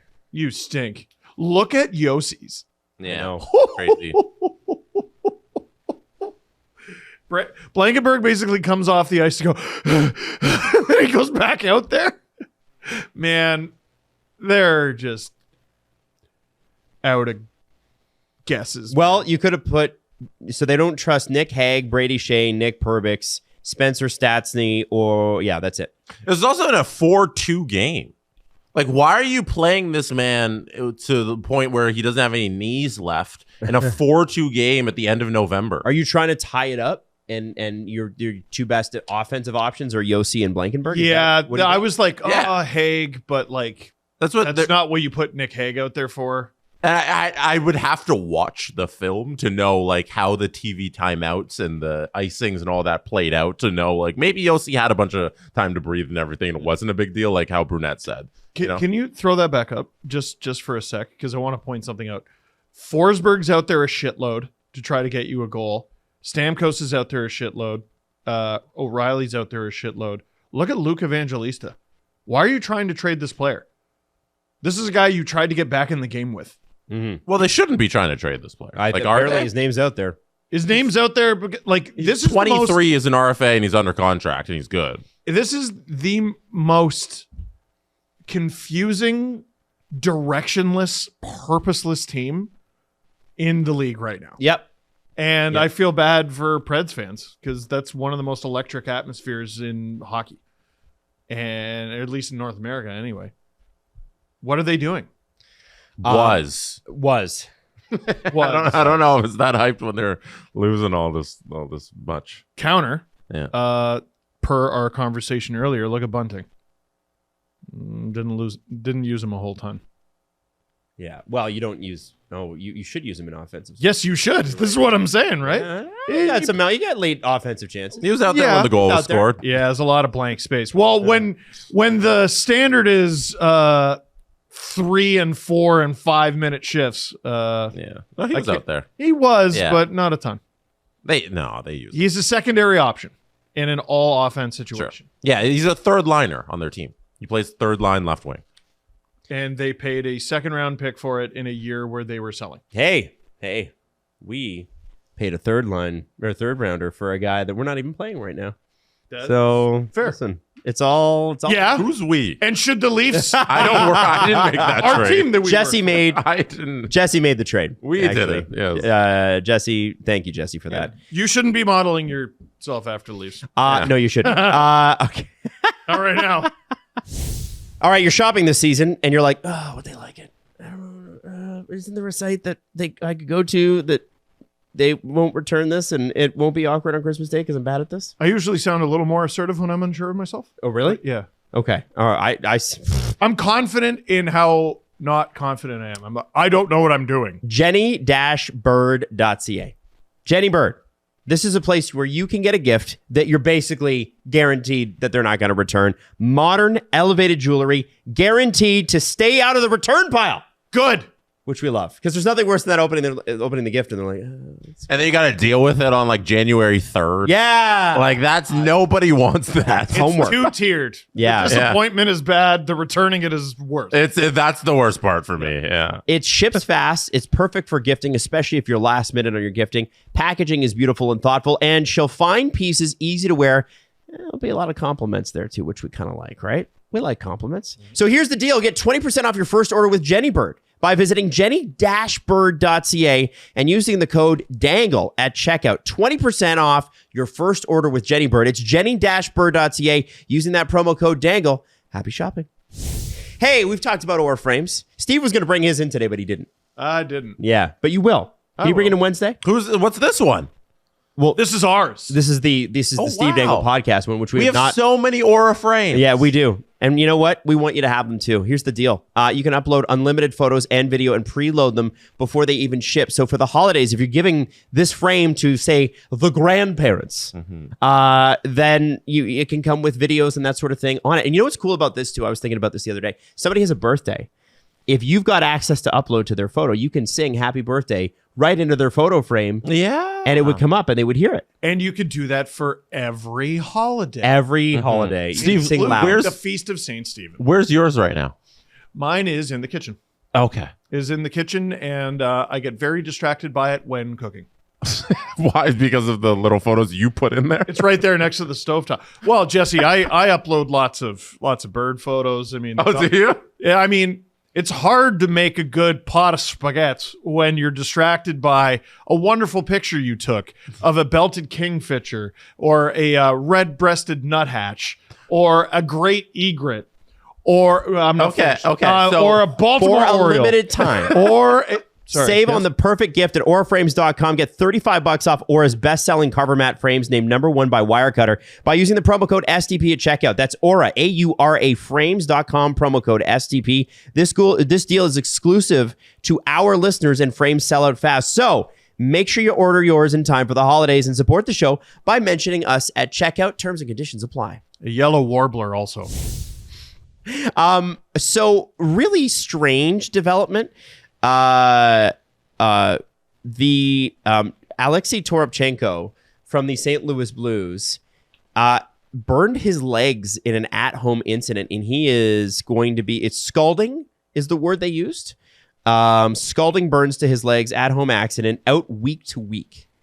He has a goal and 1 assist in 17 games this year. This is a guy who's been really underperforming, who they have a lot of high hopes for. Yeah. Big body. But it's a disaster season for the Blues. Not bizarre, like with Hughes out with the glass incident.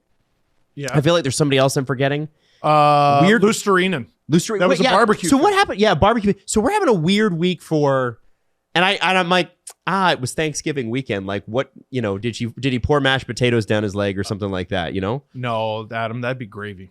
Okay. Mashed potatoes, you just go Yeah. and you like fling put it it in your mouth and you go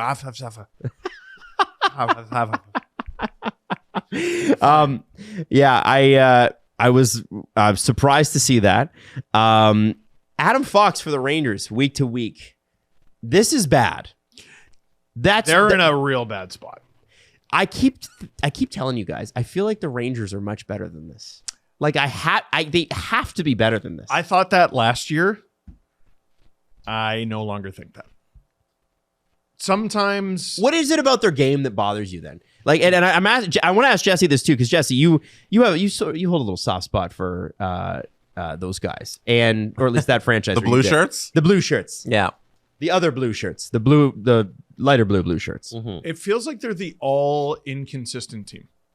Like if you had to put together a roster of some of the best but most inconsistent players in the league, you might throw Panarin in there. Mm-hmm. You're definitely throwing Zibanejad in there. Mm-hmm. You're for sure throwing JT Miller in there. Mm-hmm. Right? And I just feel like they don't get it from them every night. Miller is either hurt or lazy or both. What?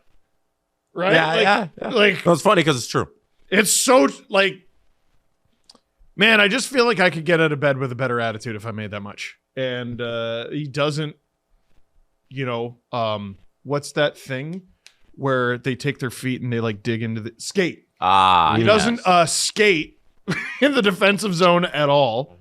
Mm-hmm. They don't look like a team particularly interested in like hockey. The Adam Fox injury comes at a bad time because the New York Rangers, I think, in my mind, have been playing really well. And I think that's evidenced by their 4-game winning streak. Like they were struggling in the middle of November there. I think it was like a 4-game losing streak. And then they turn around 4-game winning streak. And they looked really good that last week. And Adam Fox was a large part of that. Him and Panarin have kind of turned it on this late little bit here. Yes. Panarin's points, they were down early in the season, but now he's up to point a game where he should be, 26 and 27. And Adam Fox was right there with him as well in the team league. And Zibanejad, it seemed like, okay, he can get the goal scoring back. He's been missing that the last little bit, and he looked like he was getting his goal scoring. So I hope the Adam Fox injury doesn't sink them, because right now they're still in the middle of that 4-game winning streak, and I hope they can just continue that and be able to just hold the fort until he's fully healthy again. Next 4 games for them. Dallas, who just murdered Ottawa. Ottawa, who was just murdered by Dallas, but they've been playing well. Colorado. And then the next day after playing Colorado, Vegas. Mm-hmm. That is unfun. I'm Brad. Sorry, go ahead, Jess. So one weird narrative that's been the last couple seasons with the New York Rangers has been Jonathan Quick and his performances. Whenever he's in the crease for them, he's been absolutely unreal. Yeah. And that's continued this season. He's only 3-3, which is such a shame because he has a .944 save percentage. Oh my god, That's And insane. It's so, there's so much evidence now that it's not an anomaly. It's just, if you just play him every couple days, every couple weeks or whatever, and you get in there, he's gonna give you a good game. he was born in 1986. Can we just say that? Man, could he? Are you ready for me to cook with friggin' gas, folks? If the Rangers are all the way out of this come trade deadline, is that an option for the Oilers? He doesn't need to be hot for long. No, he doesn't. And he's like a Binnington earlier in his career because he'd have like a couple of good months during the regular season, but then the playoffs, he'd be outstanding. Analytics guys for years were like, look at this garbage every time they showed his like underlying numbers. Yeah. And then the playoffs would come and he'd throw up like a 960 for 2 months and they'd win the cup. That's a great idea, actually. Far more creative than Tristan Jarry. Well, yeah, man. Like I look at that, I look at those numbers with the Rangers and I'm like, okay, can he give you more? With the Rangers, you probably don't ask him to give you more on account if you have Igor Shesterkin. Okay, what if you're Sellers? He's one of like 15 players in the league older than me and Adam. Like he's one of the oldest players in the league. He's one of the oldest goalies in the league. He might be the oldest goalie in the league. And he's clearly got some left in the tank. Yeah. Could he be motivated to go for one more run? I don't think you can trust him as a starter at this point. No. Like, I think that's out the window. Last year was like he got off to, it was ridiculous the way he started last year. It was like 3 shutouts in his first like 6 starts and everything. By the end, it was like throw it out the window. The team sucks. Everybody sucks.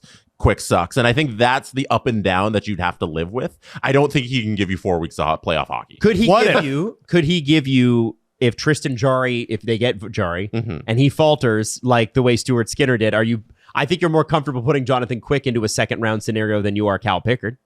I'm not. What if Jarry's the guy who gets you there and Quick is the guy who gets you through? Or you keep Skinner. I love spitballing. It's fun. Keep Skinner. He gives you Skinner hockey, but his backup is no longer Calvin Pickard. It's Jonathan Quick. Jonathan Quick as your backup is very good. Like, I'll give you that. Yeah, and then backup starts and then becomes then you're 1A starts flirting with 1B. Then you're in a 1A. position you don't want to be in that position. I don't think. I think you don't want to be in their current position. Who? Oilers. Well, you don't want that's not. I don't think that's an answer. Jonathan Quick to me isn't the answer for them. I think it's a better answer than Pickard. And if I'm the Rangers, like I'm not moving off of that. It's 1.5 for your backup. He's a UFA at the end. I assume he's going to retire, but we'll see if he comes back for one more season. He's like, intersports comparisons suck, but like there's a little bit of Mad Max there. Yeah, there's a little bit of Scherzer there. Just weirdly, explosively angry old guy who he's got. I think something left in the tank. Oilers could use an angry old guy. Man, he's got something left in there. I'm telling you guys. But what about the Rangers? What if they just keep their backup goalie? What are you talking about? Yeah. Why are you? Steve set up the scenario that if the Rangers them out of the playoffs. No, Jesse. He set up the scenario. To be fair to Steve, he set it up like if the Rangers continue to skid. They're not skidding. Let's keep the Rangers where they are, which is playing really well. And Jonathan Quick is injured. I should preface this all by saying he does have a lower body injury. He's been out for like a week now. Yeah, just staying fresh for the Oilers. He should get back into this. I don't think it's going to be a career ender where he's out for months and then he just retires or anything like that. So, no. But like when he was in there, he was a 944.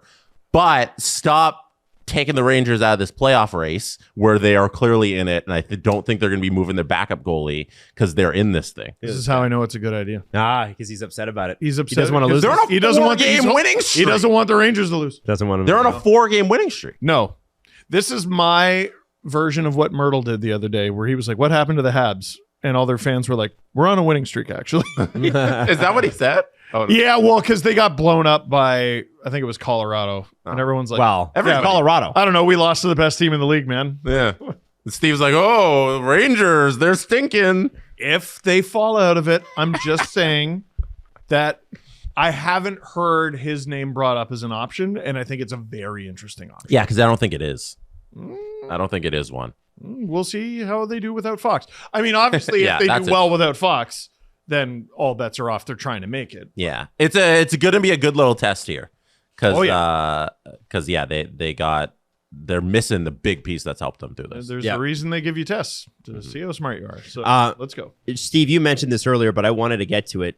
Tage Thompson was finally able to square up with Stefan Nason after the hit last year, and what was so notable about this hit was that Stefan Nason caught Thompson in the head with an elbow, flipped him basically. Like the helmet came off and like flipped his head sideways. And the Sabres did dick all about it. And they and then they had a closed door team meeting about it and blah, blah, blah. And then they wrote so many letters. But Tage Thompson was like, no, you're going to fight me. And they fought. And Shelly Keefe said, I had actually forgotten about it that happened. And obviously Lindy Ruff loved it. I wanted to know, because I had kind of forgotten the incident as well. Is that Tage Thompson? Because I don't know that the Sabres have been quite as bad this year as they were last year in terms of depressing, although their fans are still depressed. Is that him going, hey, this is what you should have done for me, and this is our new team culture? Is that what he's setting in Buffalo? It's a message to anyone who's willing to listen. He's 6'7" and heavy, and people maybe sometimes forget that because he's too busy scoring all the time. Bill Guerin wants a rough team. He wants to send a rough team to the Olympics. Mm-hmm. Thompson, who led All-Americans in goal scoring last year, wasn't invited to the Four Nation face-off. And also, the Sabres have been baby shit. Yeah. This is him. I mean, no shot at Rasmus Dahlin, but that's a leader. That's someone leading by example.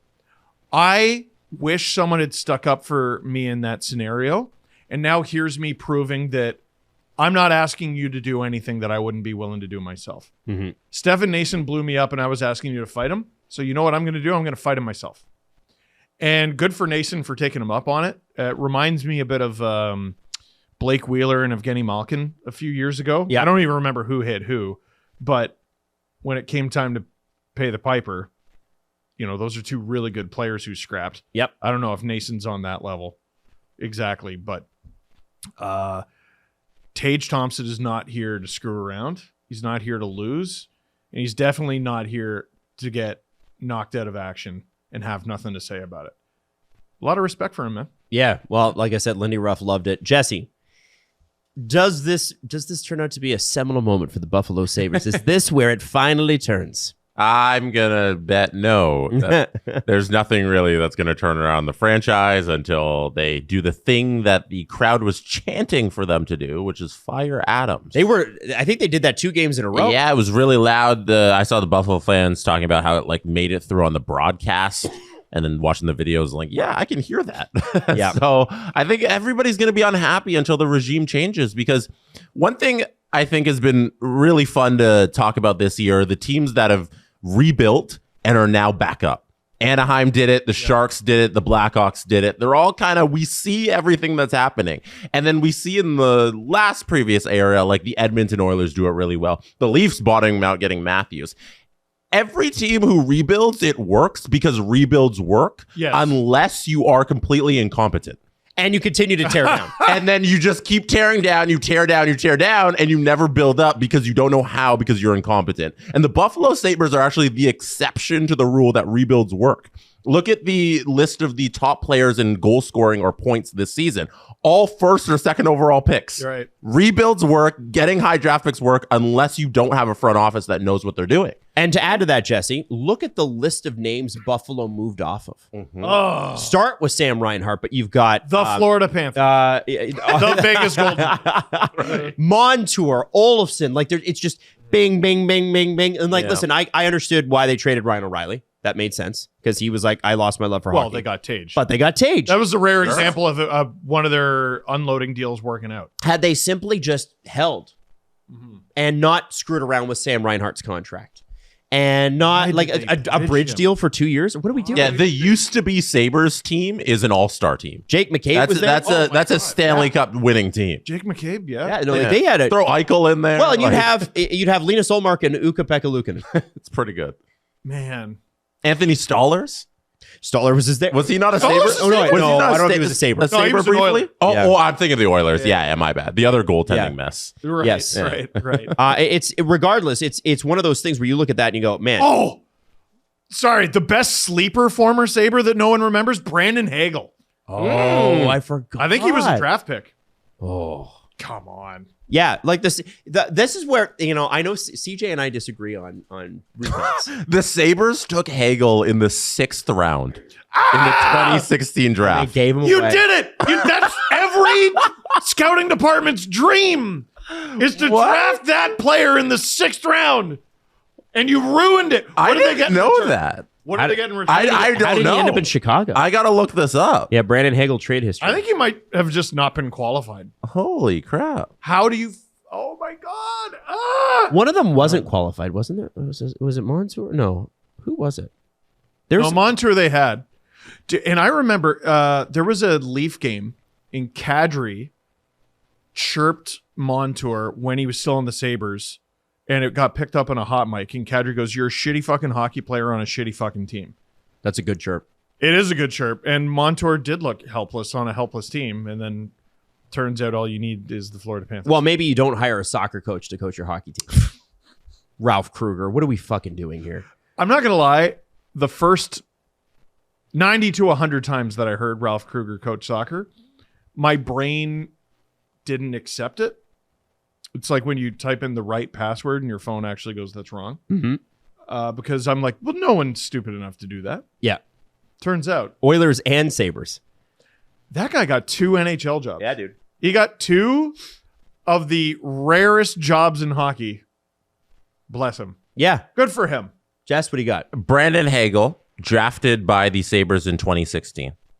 Prior to the 17-18 season, Hagel participated in both the Rebels' and the Sabres' training camps. During a scrimmage with the Rebels, Hagel suffered a knee injury and was expected to return to the WHL to complete the season. Despite this, he was named an alternate captain, recorded 3 goals, 2 assists in back-to-back games against the Edmonton Oil Kings. Although he was healthy to begin the season, Hagel experienced an upper body injury, blah, blah, blah. By June 1st, 2018, so this is 2 years since he was being drafted, the Sabres had not signed Hagel to a contract and relinquished their rights to him, allowing him to become eligible for the 2018 NHL entry draft. He was subsequently invited to the Montreal Canadiens training camp on a tryout basis, but began the 18-19 season with the Rebels. After recording 30 points in 19 games, he signed a 3-year entry-level contract with the Chicago Blackhawks. One of the best signings in Blackhawks history. There you go. And then they promptly screwed it up too. He continued his success through the final. Okay, blah, blah, blah, blah. He set the franchise record for assists for the Moose Jaw Warriors. That's cool. How did they not sign him? Oh, Yeah, they literally just drafted him and let him go. Oh my God. well, I'll tell you why. I don't know if it's this way anymore, but remember there was a period where the Sabres just didn't have scouts? Yeah. Yeah. They just didn't. Yeah, but they can pull up Hockey DB and check out his assists, right? Right, but he basically didn't play. Right. And my guess is if they had saw him play, they'd be like, "Oh no, he's good." But they just don't employ people. Dude. Crazy. So How do you, when people God. and I was going to say CJ and I disagree on this. I do think rebuilds work. I think we're seeing it. I think we're seeing rebuilds work. You and CJ agree 100% because I just listened to the CJ show. Oh, okay. He's like people in hockey need to stop using the Sabres. I think he was referring to Don Maloney actually, and the baloney that Maloney was throwing out the door. Yeah, the Sabres are not a rebuild. They're the exception, not the rule. Yeah. So you and CJ agree. Oh, okay. Because CJ doesn't love like a tear it back to the studs rebuild. I agree with him. Yeah. The Leafs had Van Riemsdyk, Kadri, Riley, Bozak, Gardner, Komarov, like when Matthews, Marner, and Nylander made their debut. The problem with the Sabres is they continue to strip. Right. And, you look at the Ducks, you look at the Sharks, you look at the Blackhawks, all in different positions in the standing, I grant you, but all have taken massive steps forward. Montreal Canadiens, massive steps forward in the last couple of years. And it's because they bottomed out for a couple of years. It doesn't, not every rebuild needs to be as painful as Chicago and San Jose. Chicago screwed up a lot. Like, Brandon Hagel should have stayed. Yeah. Like, why did they trade a 23-year-old winger? That doesn't make any sense. But a guy like in San Jose, they signed some really bad long-term deals, and they eventually had to pay the piper. Yeah. Right? Anaheim, same sort of deal. And then they made some weird coaching hires and that sort of thing too. This doesn't have to go this way. That's why I was so on the Flames about this. You already have a good group of young guys, but you need a star. Mm-hmm. You need a star outside of your net. Are you getting them there to sign there in free agency? Not many of them make it to free agency. Right. Go and draft one. Oh, dude, look at this summer. And now everybody's supposed to be crazy. Everybody's talking about how great Devin Cooley's doing. I'm like, well, they're a good opportunity to trade Devin Cooley then. Huh? No. You do not want to succeed this No, year. where's the quote? We need more Devin Coolies. We need, How do you get them, Don? We need more Nazem. By the way, Kadri. the extensions were all announced in Calgary immediately after we had that segment. So Nonis, Maloney, and Conroy all announced good. I immediately hope. after. One of three. We're good. I have no problem with Murray Edwards wasting his money. Screw that guy. Yeah, fair enough. No problem. Okay. I hope they all got raises too. I think they probably did. Good. Great. Glad. I feel like those contracts got done, by the way, Jess. I feel like they got done because of how disastrous those Maloney interviews were. People freaked out when they're like, oh, we got a process that we have to go through. I feel like that hurried the process. Yeah, I think it was, hey, we're going to spin this to like, we believe in them. Like, we don't want the narrative to be like, hey, the president's talking and he doesn't believe in the GM. He's going to get fired. So let's hurry up these contracts. That's all the Flames are is spin. Yeah, 100%. They're a PR department masquerading as a hockey team. It's You could exhausting. get a lot for Devin Cooley right now. Yes. The league in GAA, second in the league in save percentage, and he's on an expiring deal, and he only makes $775. And your bet shouldn't be that Devin Cooley is just this goalie now and forever. It's, hey, let's take advantage of this and maybe send him to Edmonton. Yeah. What it's crazy because I looked at the Flames goalie situation heading into the season, and I was like, "Oh, that's your backup behind Wolf. Like you're an injury away from this being real bad." Cooley's been incredible, and they still stink. Yeah. That same thing like last year.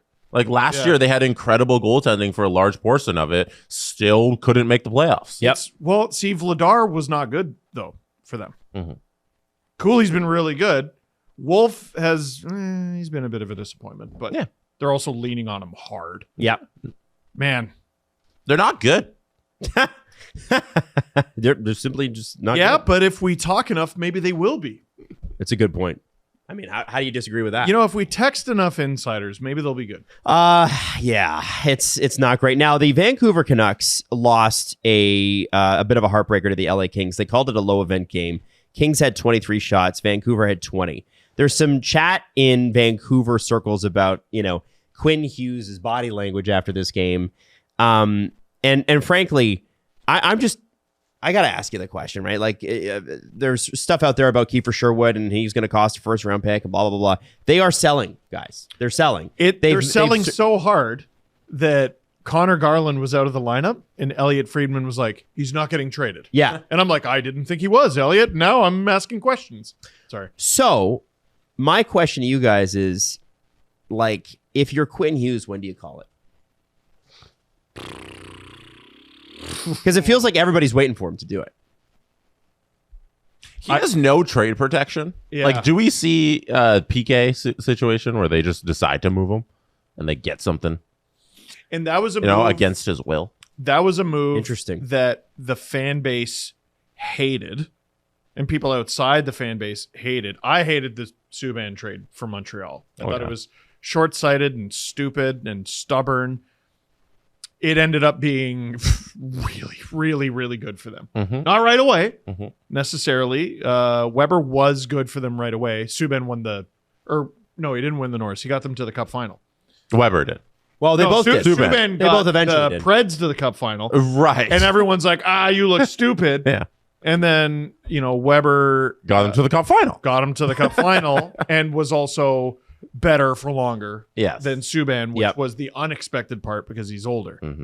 But the trade at the time seemed impossible to win. Yes. You're trading yeah. Norris Trophy winner who's young, and you're getting in Shea Weber, who you don't know how long he's going to last. And then, like you said, goes there and gets them to the Cup final in Nashville. And then it's like, okay, disaster trade. And then in the end, everything's kind of fine. Yeah. Yeah. But that trust that they lost with the fan base. Yes. There are people who've never come back from that. It's true. It's like, you lost me at that moment, and I don't want to be a fan of that team anymore. The difference was, if I remember correct, the Habs were not in this position. They had come off of like several pretty good seasons.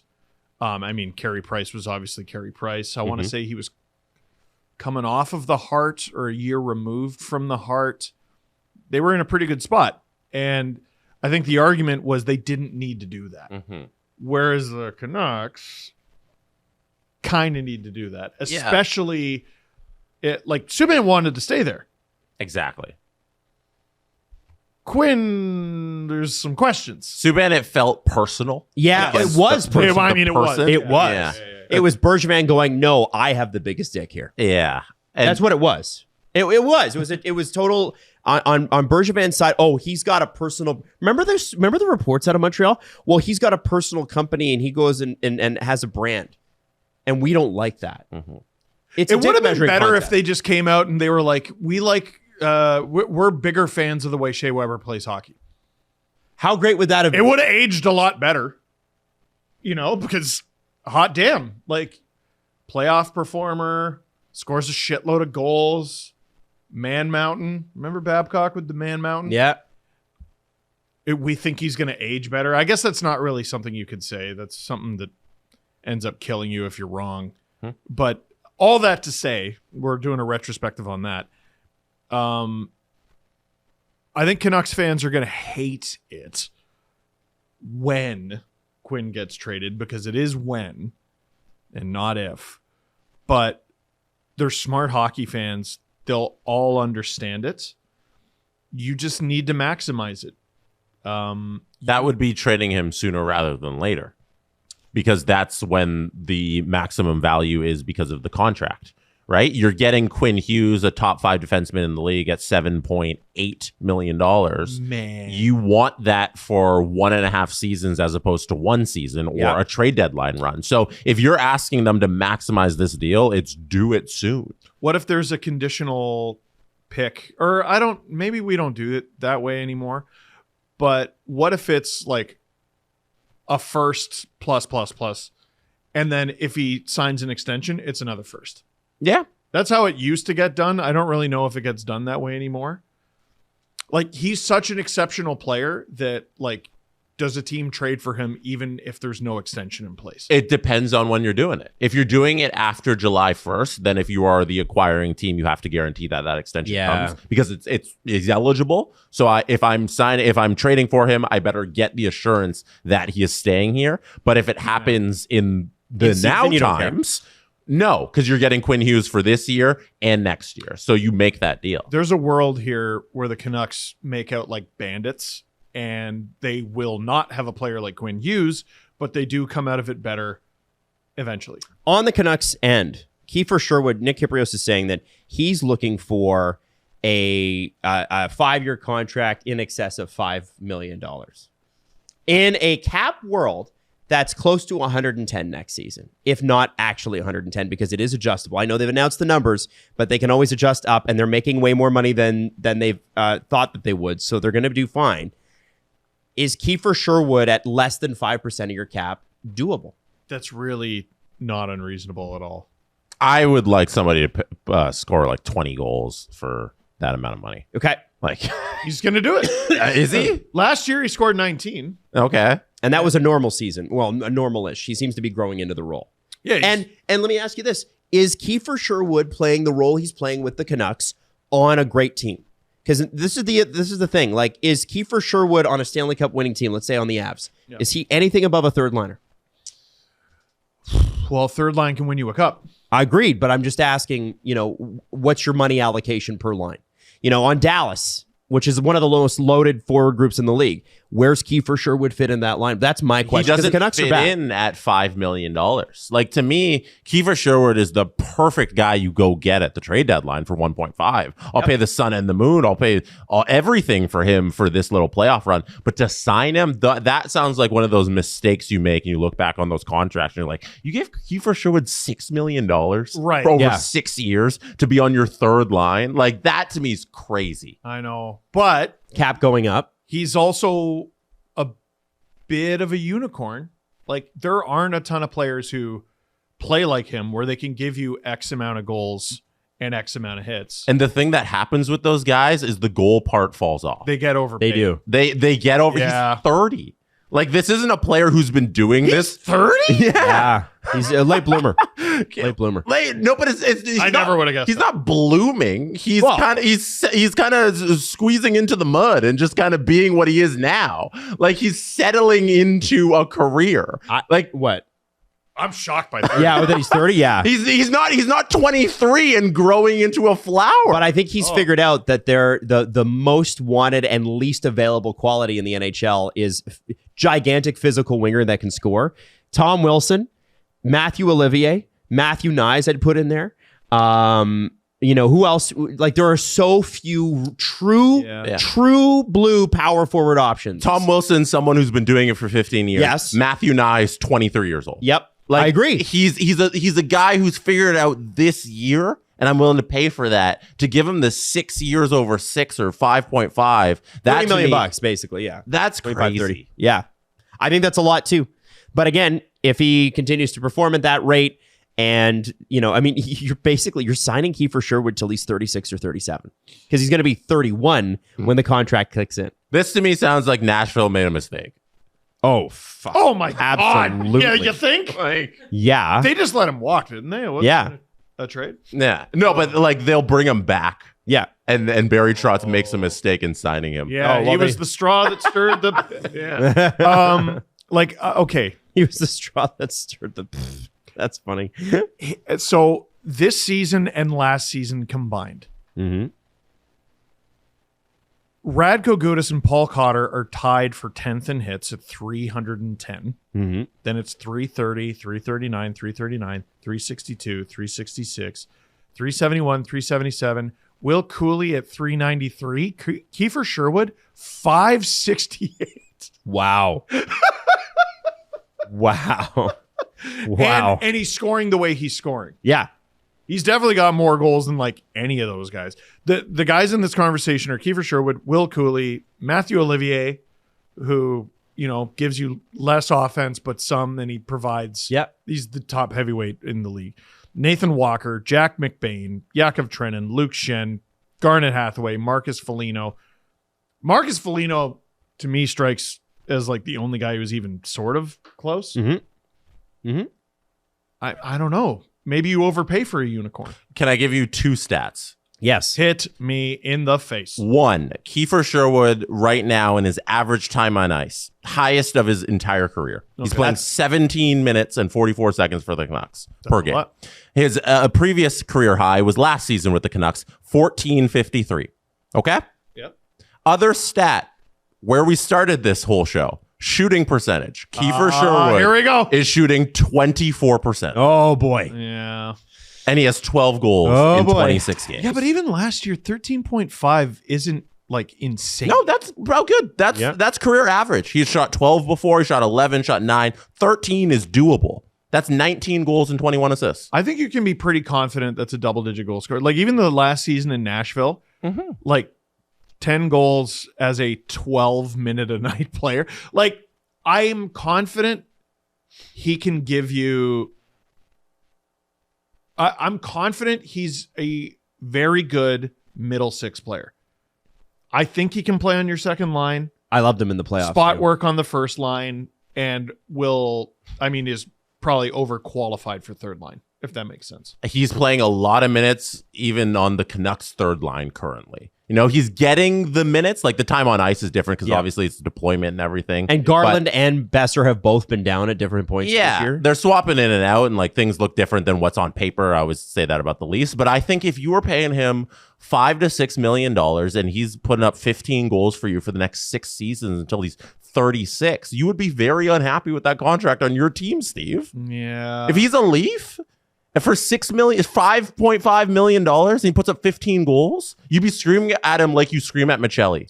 You know what, Jesse? Or Kelly, you got mad at Kelly Yarncroke. Wow, like his imagine next deal is going to be the optimist's curse. Because what's that?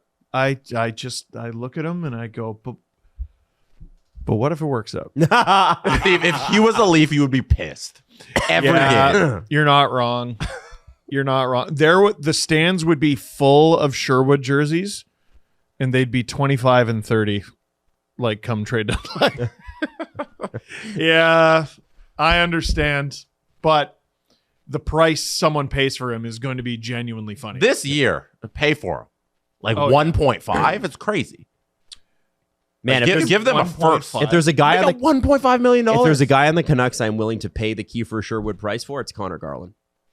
I love that. Well, player. there's a lot more proof of concept yes. of the type of offensive player he can be. I know he's quote unquote undersized, but he doesn't play like who that. gives a shit. That guy rocks. There's a few guys where it doesn't matter, and he's one of them. Yeah, you want a first rounder? I'll give you the first rounder for Connor Garland all day. You'd be lucky to draft a player as good as Connor Garland in the first round. Lucky. They just inked him to the new deal. I know, but apparently his name's out there. Really? Yeah, and he's got no trade protection until next season. So they can trade him. They inked him under the assumption they weren't going to be bad. And they are. David Kampf, by the way, I just want to check in. 6 games, no points, -2. Yeah. Maybe the Leafs knew something. Well, They couldn't make their lineup when they had no centers. Well, it's I didn't want to tweet this because it's never a good idea to tweet this, but I saw Canucks fans go like, yeah, well, he's on the second line. And I'm like, I went to a game where he was on the second line and he scored and the Leafs won. Amazing. It was last year, New Year's Eve or New Year's Day against the Islanders. Jesse, can we do a press conference? Sure. The Presser. SDP.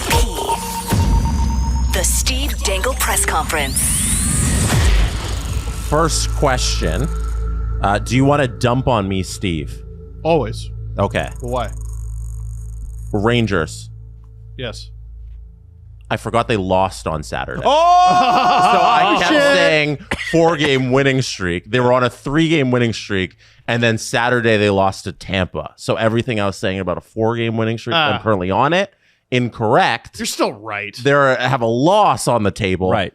Does that change your opinion on Jonathan Quick being available immediately? No. Okay. So there's the Does it correction change there. yours?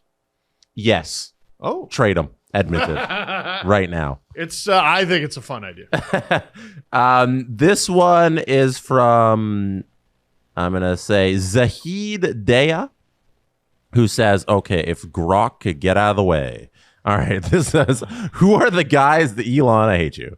Who are the guys that could get traded if Toronto is out of the playoff picture?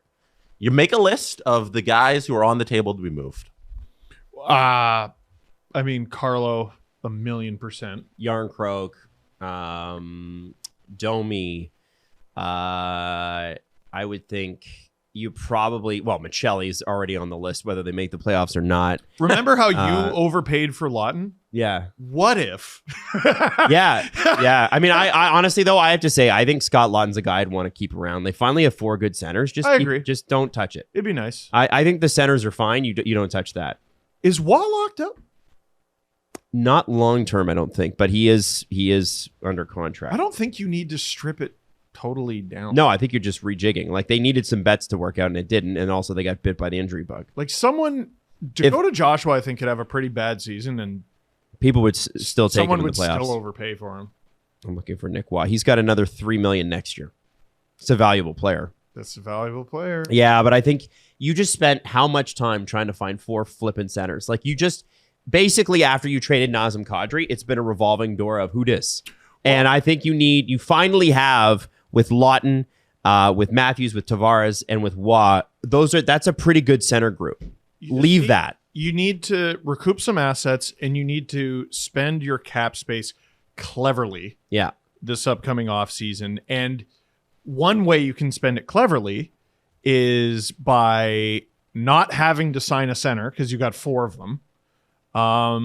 You get like 1 marquee D. You still have a lot of guys locked up. Yep. Like, this could be a fairly quick turnaround if it's one season where you go, And you could collect some pretty good assets, right? You could. So Yarncroke, Robertson, Lawton is a UFA next year, so they're going to have to work out an extension there. I think he's been really valuable. I don't think that's a player you can give up. Excuse me, Lawton. Oh, Lawton. McMahon's a guy that's interesting because this is the last year of his deal, and he will be a UFA. His speed is really good, but his consistency, he struggles with that. He's a hugely inconsistent player. The redeeming factor for him this year is he's starting to play more the way a third liner should. Okay. He's battling more. He's digging more. He's like, I think if we got a little bit more of this in the playoffs, he would have been more useful. Yeah. Like, I just don't know if you're getting the sun and the moon for a lot of these guys. No, I think which is why I immediately went to Carlo. Yeah, Carlo, I think you could get significant. So the real. Now, this is one that I'm starting to get more. I just wanted to listen to guys. I don't know if this is going to take so long. Oh, Do you want to move on to the second question? Yeah, Or do you want to just sure. keep doing Well- more Leafs segments? no, I think that's good. If both goalies are healthy and the team is still no good, people are going to start asking about the goalies. Getting one of them. Yeah. And that'll be fascinating. Okay. Second thing.